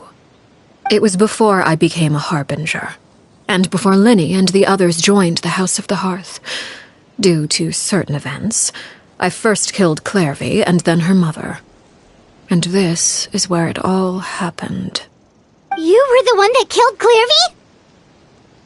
Patience now. Allow me to explain Clervy's side of the story first. I'll start from the beginning. Clervy was 6 years old when she was brought by her mother, Crucibina, to live in the House of the Hearth. From the outside, it seemed like a fairy tale. A thriving family made up of kind adults and friendly children. Crucibina was the Knave at that time, and the House of the Hearth was under her control. She was Clervy's mother by blood, but she was also the mother to all the children in the house. Clervy was happy here, for a time. But she quickly realized that being part of this family wasn't a fairy tale at all. It was a kind of purgatory. Purgatory? Exactly. The House of the Hearth takes in war orphans from all over Tevat. But as for how to raise them, that depends entirely on the person in charge. Crucibina came up with a novel idea. She would teach the children to fight, force them to duel each other, and then crown as the king of the house the child who proved themselves most worthy of inheriting her title. It's difficult to estimate the number of children who died or were maimed in the process. There's little I can say about the ones who died. The ones that emerged with permanent injuries, on the other hand, well, they still served a purpose. They would be handed over to the doctor to be experimented on, or sent away on dangerous missions. Nothing more than tools to be used and then discarded. So those were the experiments Clervy was talking about. But what actually happened to her? You said that Clervy was Crucibina's daughter, so if Clervy tried to convince her to stop what she was doing, Crucibina probably would have listened, right? Despite being Clervy's mother, Crucibina cared little for her daughter. She forced Clervy to join the House of the Hearth only as a means to demonstrate her own impartiality as a mother, to prove that she treated all her children equally. Clervy did try to convince her mother to change her ways, but it was to no avail. After her efforts failed, the only other option was to rise up and try to fight back. Unfortunately, the other children had already been thoroughly indoctrinated into the illusion of happiness Crucibina had created. Of course, there was one exception. Someone Clervy's age who knew the truth about the House of the Hearth. Her name was Peruere. Wait, the friend that Clervy mentioned? Friend, huh? I suppose we can call her that for now. Clervy was a cheerful and passionate person with a tenacious spirit. Peruere, on the other hand, was rather cold-blooded. Her cold-blooded nature allowed her to see through Crucibina's facade. Yet, it was also this cold-bloodedness that prevented her from acting against it. At least at first. While Clervy longed for freedom, Peruere was convinced that, amid all the fighting and violence, she would make it until the end. Despite their differences, the two became fast friends, united by their knowledge of the truth. Clervy told Peruere that she hoped to create a real family, where no one would be killed or sacrificed. There may have been a certain naivete to her ideas, but Clervy proved her determination many times over. She tried countless times to run away, ask for help, or expose the truth. But her efforts only earned her beating after beating. The only thing that kept her going was her strength of will. Even with her body racked with pain, she would still stand on her tiptoes and open the window at night. She and Perouer would look out at the moon together, a fierce longing for freedom shining in her eyes. But one day that light simply vanished. Oh no. What happened? Her hopelessness resulted from a culmination of things. 10 years had passed. 10 years worth of failure after failure. She and Perouer weren't children anymore, but finding any chance to escape still seemed as hopeless as ever. It was during this time that Perouer suggested a new plan. If escaping was out of the question, why not take down the very person sitting on top of this throne of lies? Mother herself. Clairvy rejected that proposal. She claimed that, as a famous harbinger, Crucibina possessed an unimaginable amount of power. Trying to kill her would have an incredibly low chance of success. Clairvy never gave another reason, but Perouer could see it written all over her face. Clairvy still thought of Crucibina as her mother. Killing her own flesh and blood was a line she couldn't bring herself to cross. If she couldn't escape and fight back, then only one option remained. Precisely. Death was the only way that she felt she could be free. It happened during a duel. When she arrived at the dueling ring that day, her partner turned out to be none other than Perouer, the very person that had stood by her side all those years. It was a fierce battle. But ultimately, Clairvy decided to let Perouer end her life. From that moment on, Perouer's journey was one written in flames. When the rain finally came and washed it all away, there she stood, the sole victor in Mother's endless game of slaughter, a trail of corpses strewn across her path to success. It was the very result she had predicted 10 years prior. Even then, she believed she would make it until the end. She wasn't surprised by the fact that she emerged as Mother's undisputed heir. Rather, her success left her with an inexplicable sense of restlessness. She was unsettled, and there was only one thing that could quell that sensation. Crucibina, you mean? But... Correct. This is the place where Perouer killed her best friend. A mere year later, this is also the place where she fought tooth and nail to kill the mother they shared. The moment she acted, any conception of what was right or wrong ceased to matter. It's one of the principles of the house. Only those who survive get to write the rules. Perouer won the battle, and became a harbinger herself. After which Her Majesty, the Tsaritsa, bestowed upon her a new name. Arlecchino. So the Perry Clairvy was talking about... It was you all along. You're Perouer. Arlecchino is just a name you got later. I left that name behind long ago. I must say, hearing it now does bring back memories. After I defeated Crucibina, the moniker of Mother died with her. I chose to forego the title she called herself, and even chose to give up my own name. I rebuilt the House of the Hearth under a new identity. Not only as Arlecchino, but as father. And that is where the story ends. Any more questions? Yeah. Based on what you just told us, Clairvy wasn't a little kid when she was killed. So the Clairvy we met... Was she really a spirit at all? I suppose you could call her an illusion born of flame. Her existence is like ashes to a fire. Something left over in the wake of blaze and ruin. You see, a certain power runs through my veins. It's not unlike a curse. My flames leave behind shadows of anything they consume. Of course, the chances of those shadows morphing into a sentient entity are exceedingly slim. Clairvy is a very special case. Clairvy died when she was 16 years old, but what emerged from the flames was her 6-year-old self. Her appearance wasn't the only thing affected. Most of her memories were lost to the blaze as well. Memory is a mysterious thing indeed.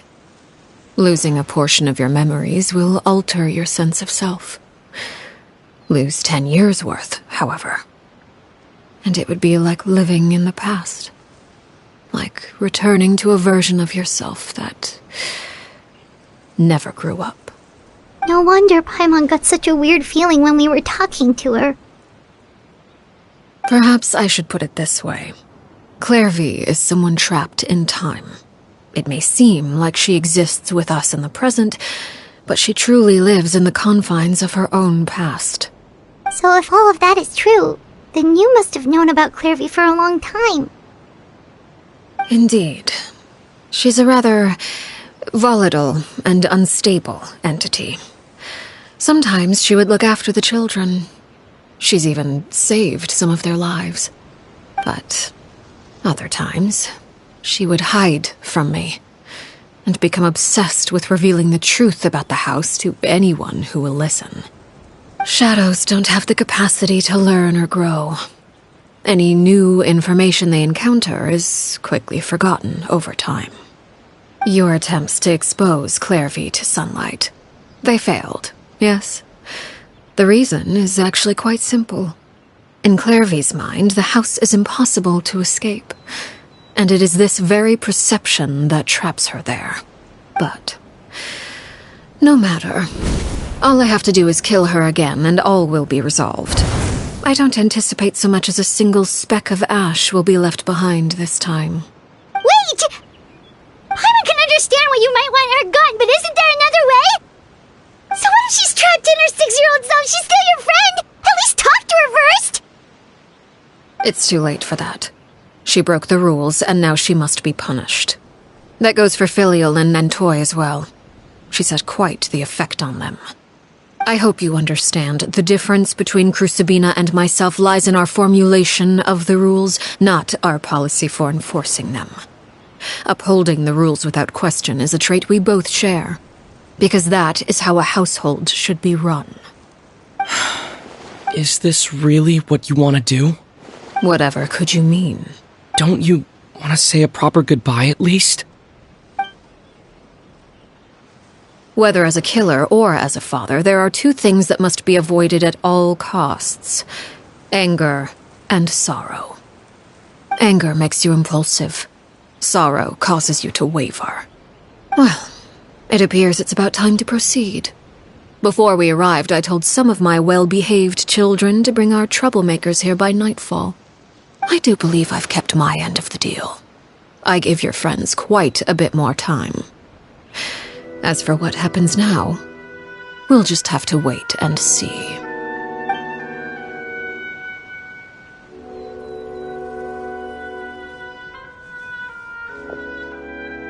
Here they are, Father.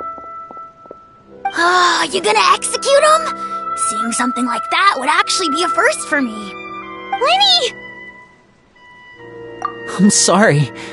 I heard about how you helped buy us more time, but I still failed. I couldn't find a way to fulfill her wish. Huh? Are you... Perry? Indeed, it's been a while, Clairvy. Perry! Shh, stay right there. I'm sorry to postpone our reunion, but first I believe certain scores need settling.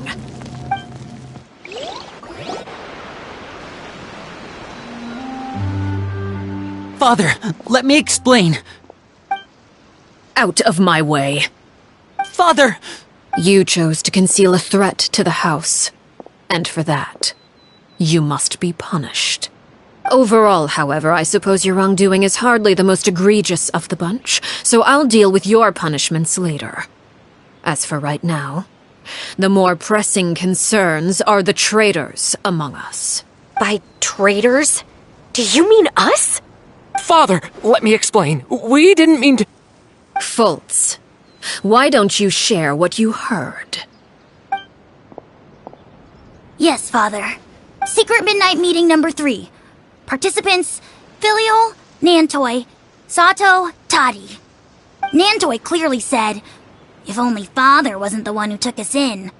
Sato added, I'm sick of this life. I just want to live as a normal person. Filial was the worst of them all. She called us crazies and said a bunch of mean things about Father. I did not! You're lying! Fultz is trying to frame us. It's not like I'm the only one who heard those things. After that, you and Toddy and a bunch of other people started talking about Clairvy. You were using all those things Clairvy brought up as an excuse to question Father. We're birds locked in a cage. The only way out is to destroy it. That's what you said, wasn't it? You little... You just want me gone, don't you? What did I ever do to you, huh? And you, Sheplo, have you forgotten who stood by your sickbed, watched over you, and changed your dressings?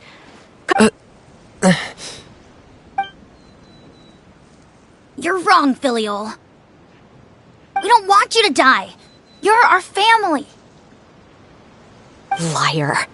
You wouldn't be doing this if that were the case. So why? Why have you backed us into a corner? We all live in the House of the Hearth. You know the type of work we do, Filial. A single betrayal can cost dozens of us our lives. It's not like it's never happened before. That kind of thing is hard to forget. That's why the House of the Hearth cannot tolerate any form of betrayal. Ever since we came to Poisson, you've had 7 secret meetings. A lot of the things you talked about really crossed the line. You've been spying on us for half a month? Wait a second. Now that I think about it, the move to Poisson was just a way to make it easier to spy on us, wasn't it? Because we were all in one place. You've had this planned all along. Filial, Nantoi, I'm sorry. I owe you both my life. I owe Clairvy too. If it weren't for all your help after I got poisoned, I wouldn't be standing here today. If this were any other situation, I would do anything to repay that kindness, even if it cost me my life. But rules are rules. I'm sorry. My hands are tied. Why? That's enough, Filial. We made a mistake, and we should own up to it. We broke the rules, plain and simple. And now I'm sorry, Sheplo. Fultz. I'm sorry, Father. We accept our punishment. Sheplo, according to the rules of the House of the Hearth, how should these traitors be punished? All those who betray the house pay with their lives. And so it shall be.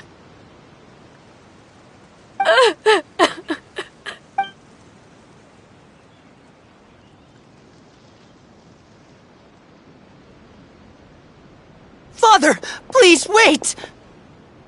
Something you want to say, Lyney? Please reconsider, Father. What Filial and the others did, does it really count as betrayal? We all come from broken families. From the very first day we joined the House of the Hearth, we wanted nothing more than to make it a real home. But the truth is, none of us know what a real home should look like. I'm not saying I have all the answers. All I know is this.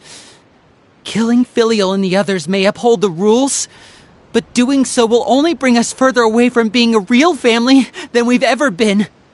So please, Father, please reconsider. I agree with Lyney. Father, please. Lyney, you...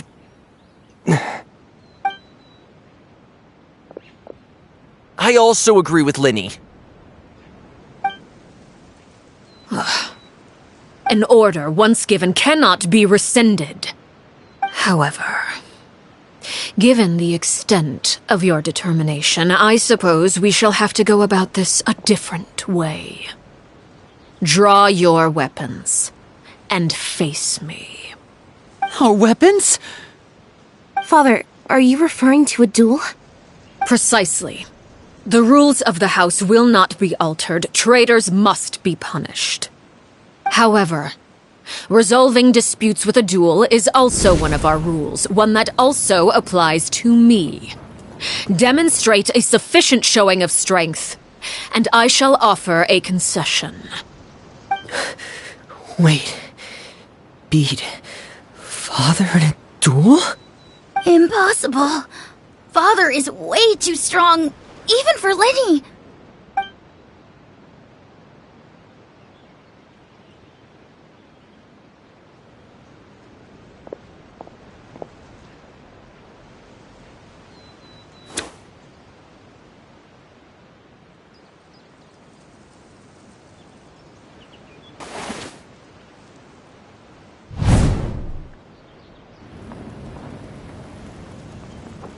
Did you hear that, Traveler?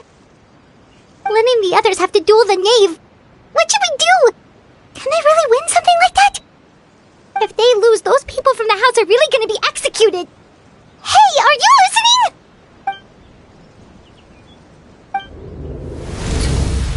Don't you want to say a proper goodbye at least? Anger makes you impulsive. Sorrow causes you to waver.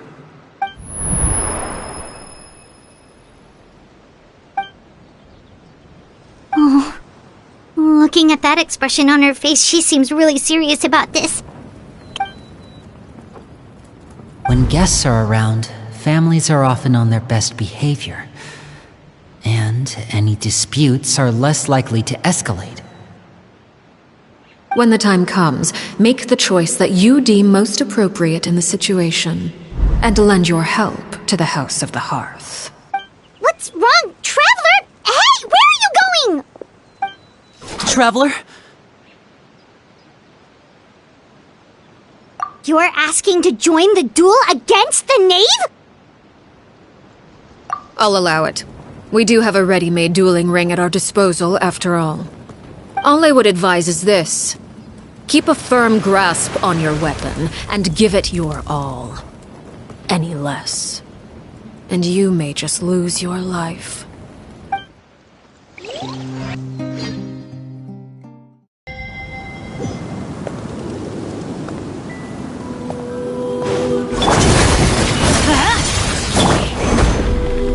Is it my turn now? One with wind and cloud!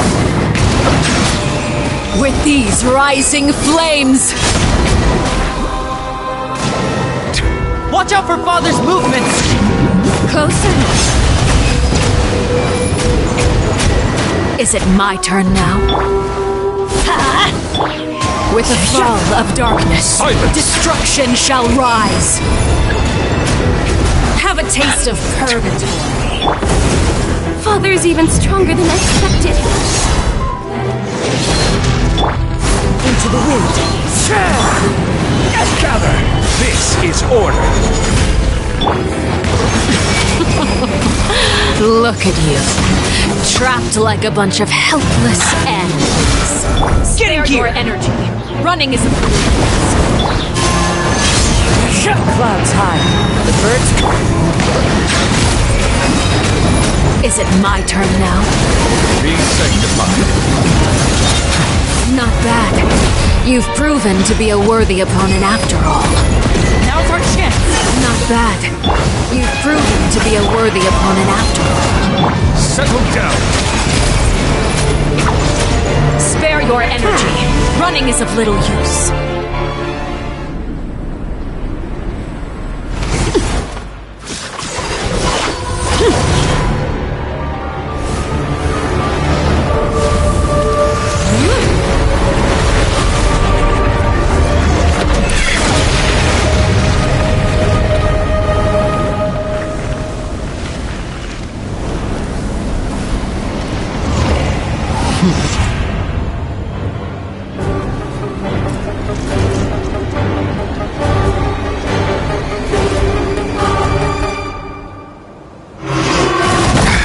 This is terrible. Seared away. Solidify. My blade is all that remains. Silence. Watch out for Father's movements! Shoot!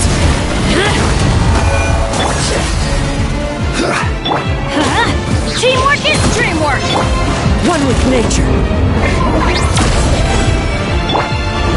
Gather. Bow your head. Now's our chance! Over here!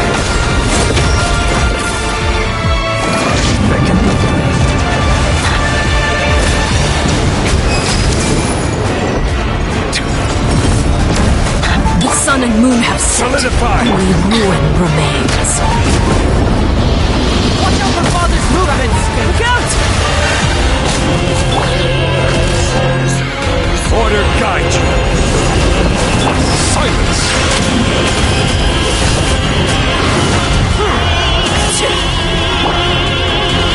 Gather. Now's our chance! Over here! Let's see how strong your resolve truly is. Suntown is only the beginning.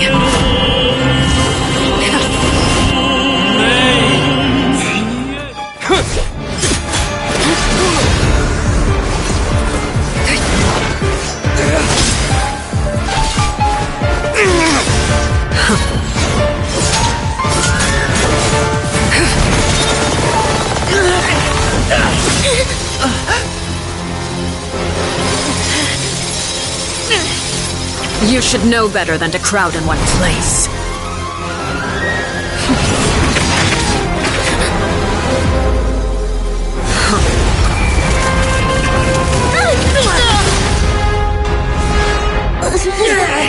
Oh, I know. No! I'm sorry, Father!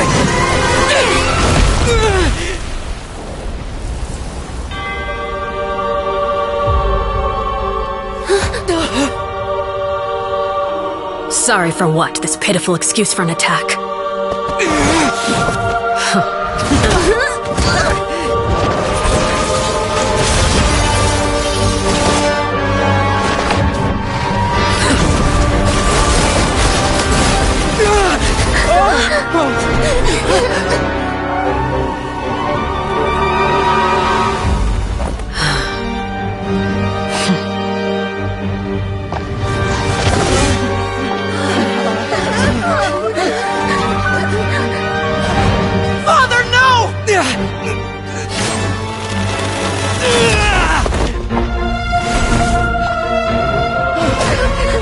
Made it out, did you?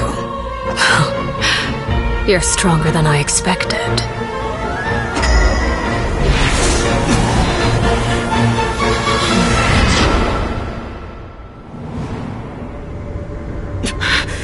A crimson moon? I can't move.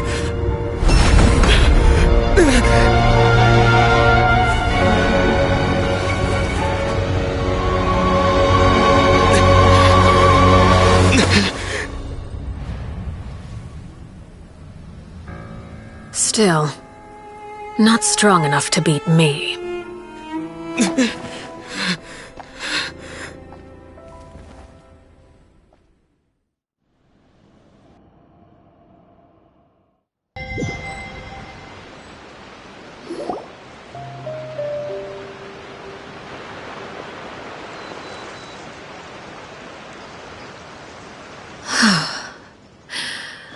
I believe we can end things here. It's not often that we get to enjoy the company of guests, after all. We wouldn't want things to get too out of hand. Brother, are you alright? Lyney! Given that I am the victor of this duel, as agreed, the punishment stands. No! I never thought things would end like this. However, everyone involved in the duel demonstrated a remarkable level of strength and determination. In light of this, I'm prepared to change the method of execution. Elwar, the bottled flames I gave you for safekeeping. Yes? I wasn't sure what they were for, but I've kept them super safe. I didn't lose a single one. Wonderful. Then, in just a moment, I'll have you administer them. Bottled flames? Indeed. They're the product of a secret experiment. Under certain special circumstances, flames can be extracted from my person and preserved. Once ingested, searing pain will spread across every inch of your body. No harm will come to you physically, but your memories will be burned away. If you can withstand the pain. When you awake, you'll have forgotten everything you know about the House of the Hearth, and will be expelled from the organization. In other words, administering this concoction will kill the version of you that grew up in the house, and give you a new identity.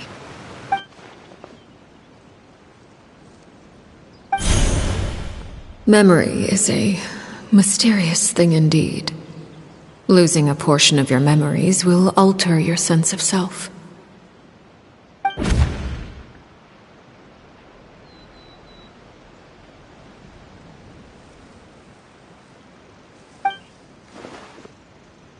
So, you're just letting us go, Father? You misunderstand. Memories are extremely important. Once consumed by flame, the version of you standing before me will die, and our secrets will die with you. So no, I don't intend to just let you go, because the person who survives will be nothing but a stranger. Even so, I won't have to live in fear anymore. I'm sorry, Father. I'm sorry I let you down. But I really... Don't cry, Filial. You haven't left the house yet, so there are still rules to be followed, yes? Remember what I taught you. Anger makes you impulsive, sorrow causes you to waver. Don't let yourself be controlled by your emotions. Of course. I'll remember. Dry your tears, and go pursue the life you really want. Yes, Father. Chaplot, Foltz, Elwar, take them back to Poisson. And bring Lyney and the others as well. I prepared 3 extra vials of bottled flames. As for whether to take them, the choice is yours. Goodbye, children. The next time we meet, I will no longer be your father. Thank you for all you've done for the house. I hope you have bright futures ahead of you.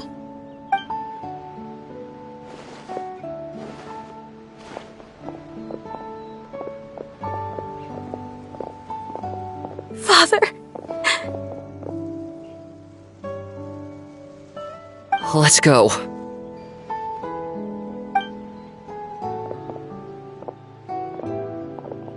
Here, grab my arm, Lyney.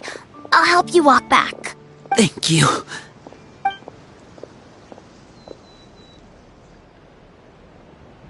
Clairvy.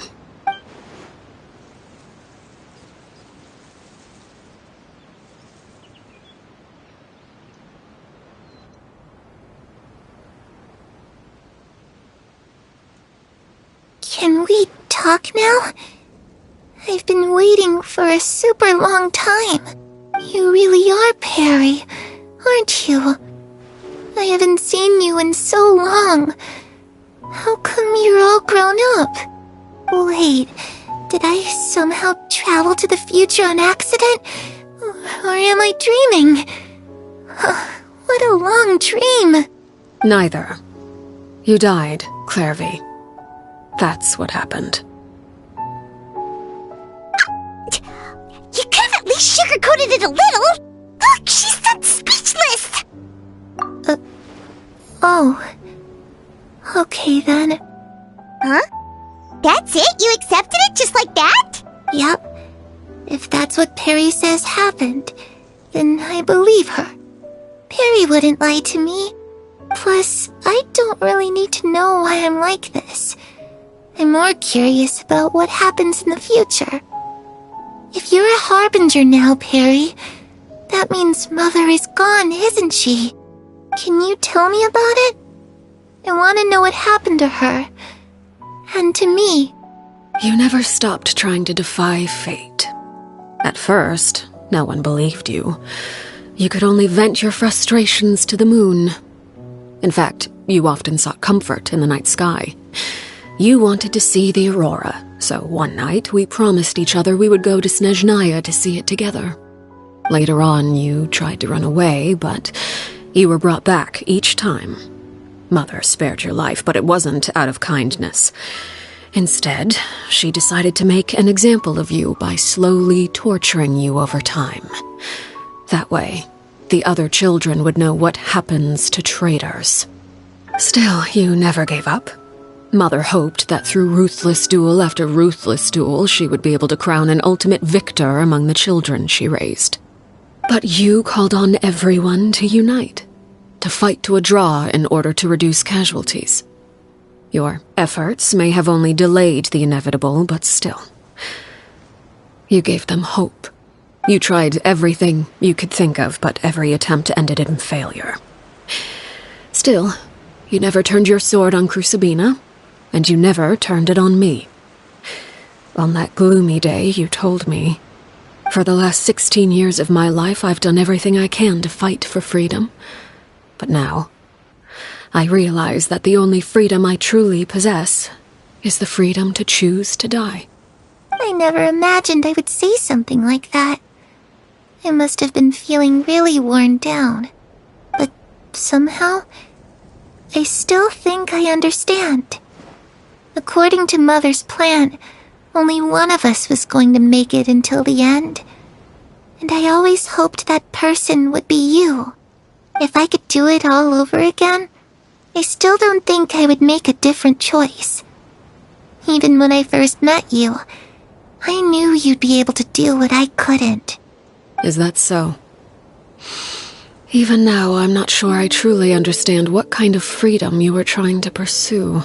But as the head of the House of the Hearth, and as the children's father, I've tried to give them the most basic of freedoms.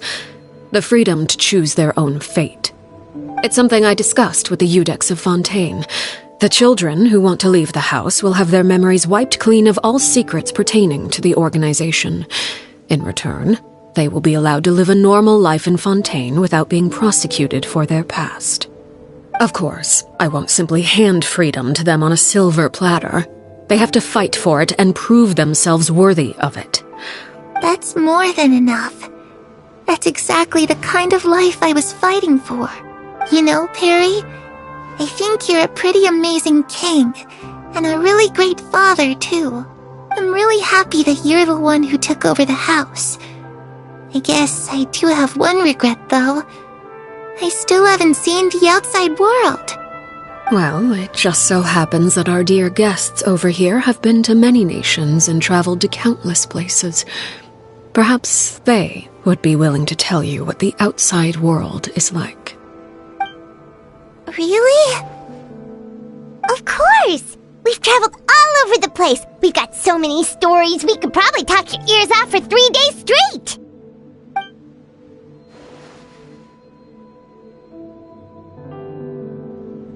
You know, I used to dream of being a bard, playing the lute while singing into the winds of freedom.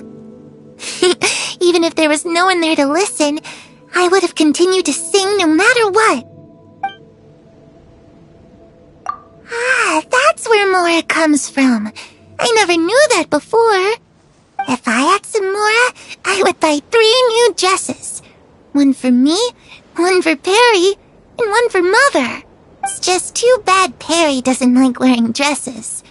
And Mother, well, she probably wouldn't accept something like that either.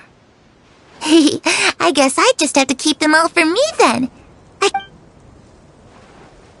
Those yokai you mentioned, what do they look like? I once saw a drawing of this one guy with horns on his head and a super scary face. Are there any yokai like that? Oh, sounds like you're talking about an Oni.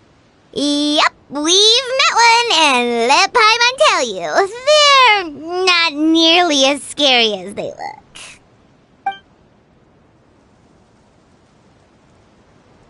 I was always too afraid to skip Mother's fighting lessons. But at the academia, I bet you could do all sorts of secret things in class. Things that have nothing to do with studying. I'm just kidding. Being able to study whatever you want without having to fear for your life actually sounds pretty great.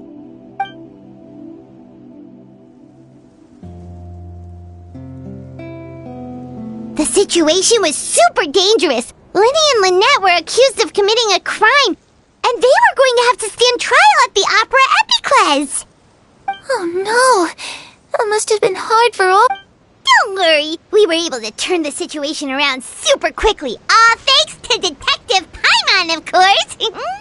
How'd you do that? Come on, tell me. Okay, so it was like this. After the failed magic show, we rushed to the scene and...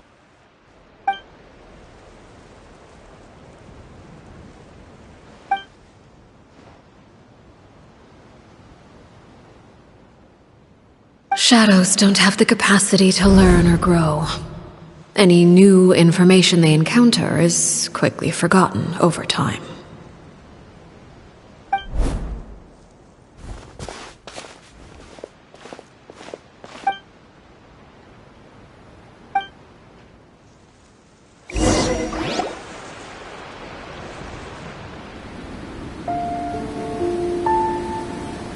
Clairvy, you've worked tirelessly from the shadows to overthrow the House of the Hearth. Now, by my authority as the Knave, I shall announce how this matter ends. You are hereby expelled from the House of the Hearth. You are no longer tied to this place, nor are you bound by its rules. You're saying that I can finally leave? I get to experience the outside world as well? Oh, I almost forgot. There's no getting older for me. Still, seeing who you grew up to be makes me really happy, Parallel. Take care of yourself. Goodbye. May we meet again someday.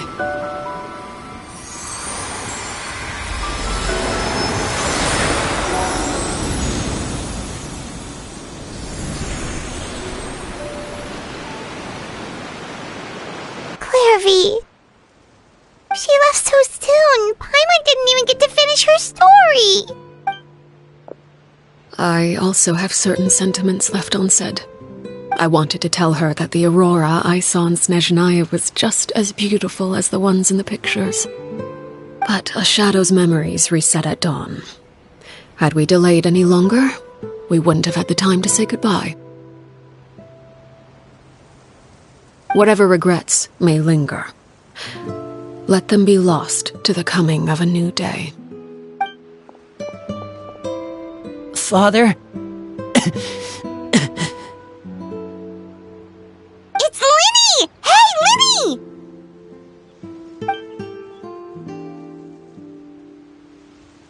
What is he doing back here? Let's go check it out.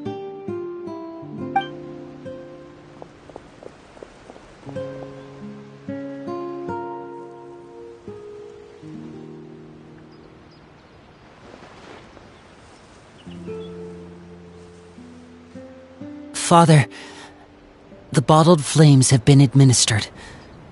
Filial and the others have left the house. And you? What have you decided? Thank you for giving us that choice, Father. But we never wanted to leave the house. It's the only home we've ever known. Lynette and Freminet feel the same way. They're recuperating back at the Hotel Bouffe d'été. But I decided to come back and tell you where we stood. I'm sure you're well aware of the expectations I have for you.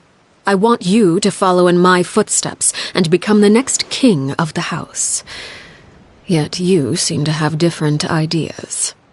I must admit, I'm rather surprised by your decision to stay. There's nothing wrong with choosing to live a quiet life. Leading this organization is a heavy responsibility, one not so easily carried by someone forced onto the throne. I just never understood what you saw in me. What made you... You're brave, talented, and, most importantly, you cherish your family. You would do anything to protect them, even if it costs you your life.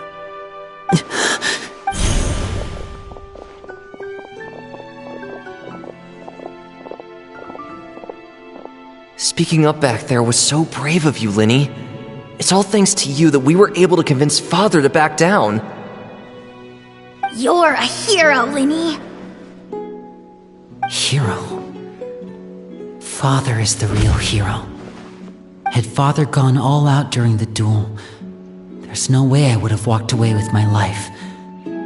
She must have had it all planned from the beginning, from the very moment she suggested a duel. I'm not deserving of that title. I'm not strong enough or smart enough. You're wrong. In my opinion, all you need to be deserving of the throne is conviction and the necessary strength to act on it. We may have different ideas of what it means to be a family, but you can hardly be said to lack conviction. What you truly lack is strength. For someone of your talent, though, that's something that will come with time. Even without that strength, you still chose to face me in a duel, even though the odds were stacked against you. That capacity to honor your convictions is what I truly see in you. Father. No one knows what the future holds, what tragedy or triumph may be in store. Being at the head of this organization requires the strength of will to face whatever comes. Caution will only hold you back.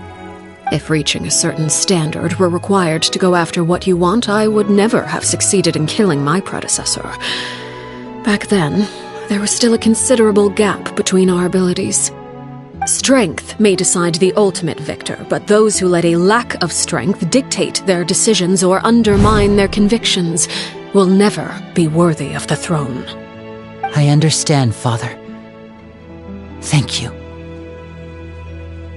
Children must grow up to surpass their parents. Only then can a family continue to flourish. The road ahead is not an easy one, so I'll ask you one last time. Are you certain you want to stay? You've done so much for me, Father, and that kindness must be repaid. Plus, with Project Stuja at hand, there are many dangers ahead, and I, for one, don't intend to back down. Protecting my family at all costs. That's my conviction. Then you're welcome to stay. As for Project Stuja, you need not be too concerned. If those cowardly businessmen and heartless dignitaries try to take us down, I'm prepared to teach them a lesson. Having members who longed for the light was our organization's last weakness. With those members no longer among our ranks, the House of the Hearth is like a spider hiding in the shadows. We need only wait for our prey to come to us. At present, our imperative is to use their plan to our advantage. In doing so, a crimson moon shall rise amid the frigid blizzards of winter. No demonstration of loyalty shall go unrewarded, and no sacrifice shall be in vain. As for the two of you, whether we meet again as friend or foe, I'll remember the camaraderie we shared in this moment. No matter how arduous the journey ahead, I hope we both reach our desired destination.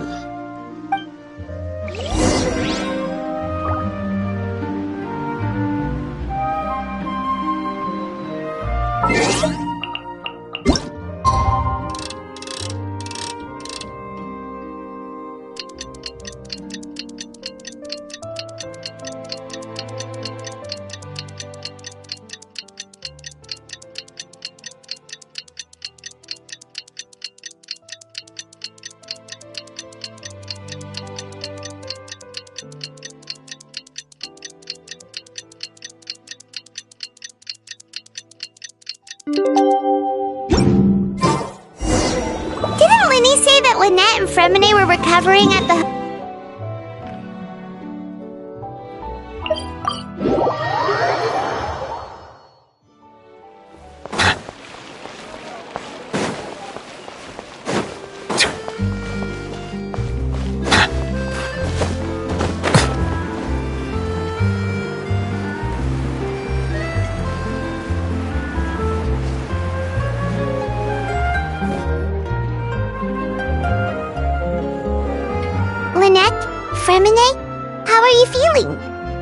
much better. Whew, what a relief! What about you? Are you feeling alright? I knew you'd come out unscathed. Us, on the other hand, well, we've been bedridden for 2 days. I couldn't even turn over. Oh, and I wanted to ask, is Claire gone? Lyney and the other members have left Poisson and returned to the House of the Hearth. According to him, there haven't been any more sightings of a spirit roaming the house. I see. I'm glad. Father came to check up on us 2 days ago and told us about what happened with Crucibina and Claire. Actually, I've met Crucibina before. Wait, what? You've met the former Knave? Crucibina died a year after Claire. It was during the year between their deaths that I joined the House of the Hearth. Crucibina had an extremely cruel and radical way of doing things. While she was alive, the atmosphere in the house was suffocating. When I joined, though, the experiment she valued so much had already come to an end, and all the people involved, dead and injured alike, were gone. Crucibina never talked about the past with us newcomers. A couple of months after I joined, Father killed Crucibina and burned all her files. With that, the names of all the people subjected to her experiments, Claire included, were lost to the flames, along with the painful memories they represented. Father took in Lyney and me a couple months after that, but she never mentioned anything about Crucibina or Claire. It really seems like something she was planning to keep to herself. The last time you talked to her, did she mention why she kept it a secret for so long? She said she didn't want us to be affected by the darkness of the past. She was worried we'd develop a false sense of gratitude towards her if we knew about it. The foundation of a family should be free of any corrupting influence. Whatever happened in the past, it has nothing to do with who we are now. And that's what Father told us in the end. But I still thanked her for everything. It was only after hearing about what Crucibina did that I finally realized how insignificant our lives could have been. The members of the house meant nothing to her. To say that she valued them in any way, even just as a tool, would probably be giving her too much credit. If Father hadn't taken over the House of the Hearth, I probably would have already... Father rarely brings up the fact that she saved us. She doesn't believe that being indebted to her should be what ties us together. But even if we didn't owe her anything, we would still choose to stay. Because this is our home. We may have arguments or times when we feel wronged. Some people may even choose to leave. But as long as Father is here, we will always have a home. Whether the path before us is bathed in sunlight or shrouded in shadow, we'll follow Father wherever she chooses to go. So I wanted to say thank you for helping us make it through this crisis. Without your help, we could have lost a lot more along the way. Oh, we didn't do anything, really. Of course. You're welcome anytime. Are Filial and Nantoy okay? I actually saw them at a cafe this morning. They didn't recognize me. From what I could tell, they were drinking coffee and talking about one of the operas that started running recently. They seemed happy. If I had to take a guess, I would say they finally found the kind of life they always wished for.